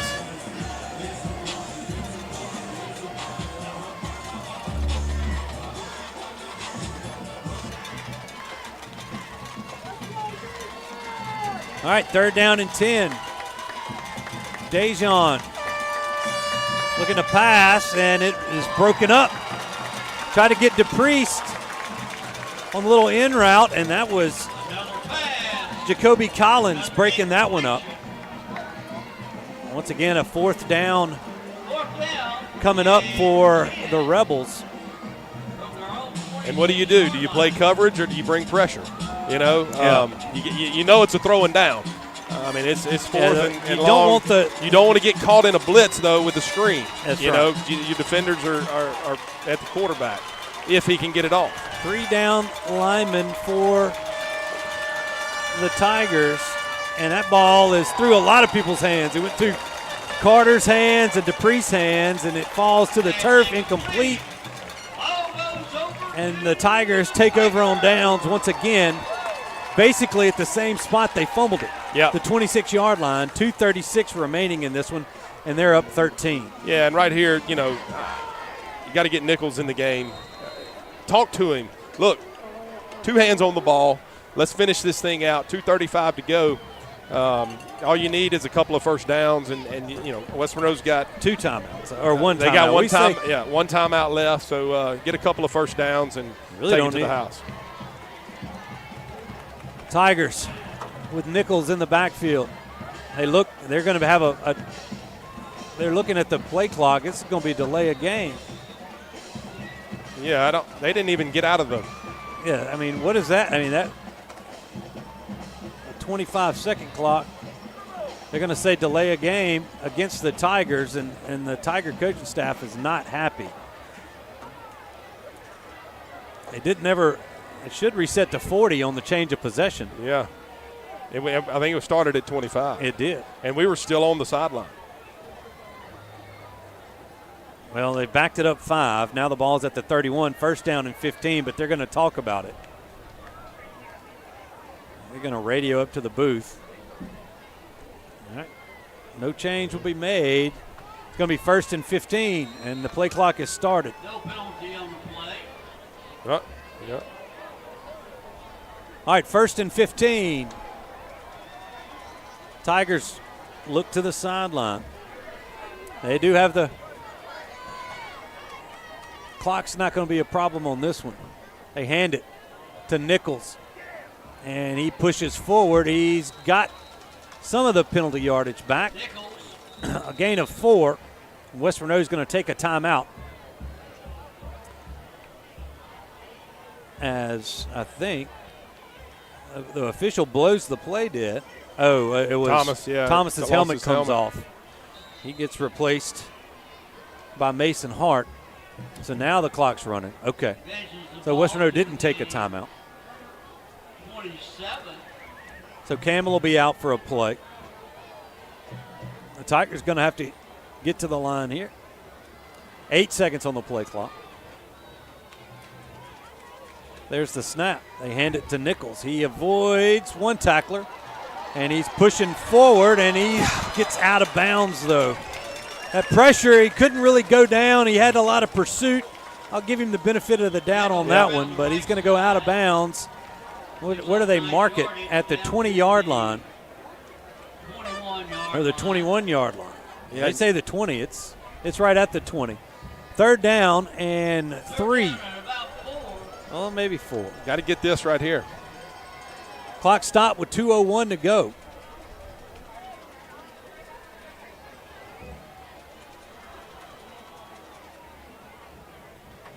They've got the play in. 4 on the play clock. 2, 1, snap. They're looking to throw. Looking for the inside screen. Oh, and that my ball gosh. Was, I don't know. He had a little, I think Parker had a brain fart there. He had Campbell sneaking across the middle wide open to the right side, and he kept looking for Nichols to break free and almost threw a pick 6. Yeah, you run the football. It's third and 4, third and 5. He tried to slip it in a tight window, and that went. He had the drag route. Tigers maybe trying to go hard count here with 4th and 3. We're kind of on the verge of Yerger's leg, but they're going to hand it to Nichols. He stumbles at the line of scrimmage. He's going to have a couple, but he's going to be short of the line to gain out to the 18, and that's going to turn the football over on downs. And the Rebels will take back over with 1:50 on the clock. Yeah, unfortunate. We threw the ball on third down. Well, we didn't get out of bounds on second down. Yeah. We throw the ball on third down, so we burned no clock in between those 2 plays. You could hear the frustration even when you weren't talking. Robert. Yeah, and I'm not trying to be critical, but it's instead of it being 150, you're down into the 30s probably. Yeah. Tigers. You are up 2 scores. Back out on defense. Dejan from the shotgun. Dejan looking to throw, and that ball is going to be caught. That's DePriest, who has it out to the 35-yard line. Rebels moving quick as they move the chains. Start the clock once again.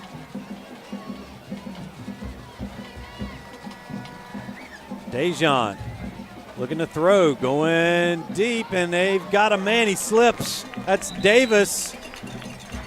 And he was over his back shoulder, and he just couldn't stay upright on that one. Yeah, and look, Davis has been behind the defensive backs all night tonight. He was open there, and I think, like you said, he just slipped down on the wet turf. Yeah. Clock stopped, the minute 28. Second down and 10 now for the Rebels. 27-14 is our score. Neville leading.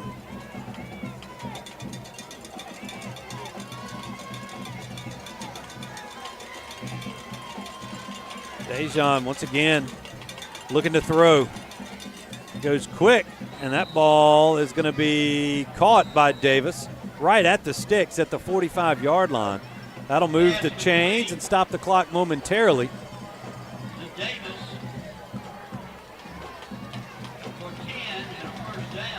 Rebels kind of taking what the Tigers are giving them here. They bring the blitz, and they've got the screen complete.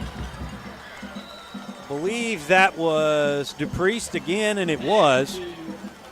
Across the 50 to the Neville 41-yard line. 1:02 on the clock. Dejan again from the shotgun, looking to throw. That ball is going to be picked off.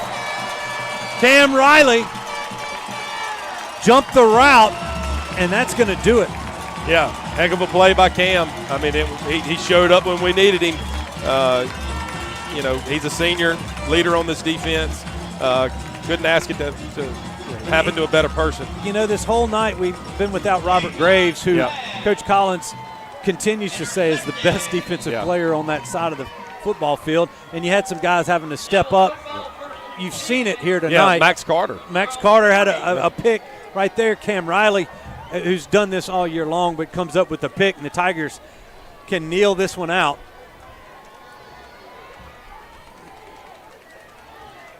The replay on your bottom right and the top left on your screen, Parker Robinson kneels it down. They're going to have to do it one more time, as they're about a 7-second differential between the play clock and the game clock. Tigers jump out on the Rebels. The Rebels fought back with that score in the third, but the Tigers put their foot down,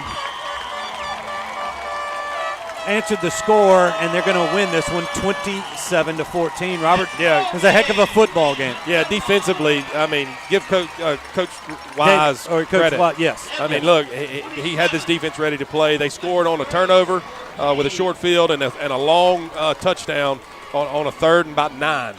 So great job by this Neville defense. Yep. West Monroe's a great team. I mean, obviously they're 5-4 now. Yeah. But they've done a heck of a job getting better as the season's progressed. Obviously, I think they've got a good group of 9th graders and 10th graders coming up. They're going to be a force to reckon with in the future for sure. They definitely will be. Coach Davis and his staff over there. This Rebels were playing some inspired football, but the Neville Tigers a little too much here tonight as we await our post-game interview here in the Martinez Chiropractic post-game show. We've got, I don't know, Jason is waiting on Coach Collins, but he's down there with Gene Pawnee, and got to make sure that we can wait on that one next time. Yeah. But either way, while we got a moment, let's. Old Gene threw me out of the way. Huh? Old Gene bumped me out of the way. Well, that's, he's got rank. He's been doing a little longer than we have. than us, but we'll discuss that with him. So at a later date. Let's see, your final score 27-14, and as we await Coach Collins here, let's look at these, maybe the stats here from the evening here. Jay Traylor, Andy Martin working hard on their stats. These stats brought to you by NetTech Managed IT Services. Totals for the game, pretty even. First down, actually West Monroe 16 first downs to Neville's 10. Total yards, West Monroe outgained the Tigers 304 to 272. West Monroe had 250 yards to the air. A lot of that was. All right, we got Coach Mike. I don't know where he is. You taught me a couple of weeks ago there are no things as an ugly win, so I guess that was it's a win. A win. W, baby. That's the most important thing, and our guys fought all the way through it. We had adversity throughout the ball game. We got off to, like I said, a quick start, and then just kind of fizzled out, and gave them a chance to get back in it. A couple of things happened in the ball game, and we throw a pick, and then we turn around and they run the wheel on us down there, and the next thing you know, it's 20-13. It's a ball game.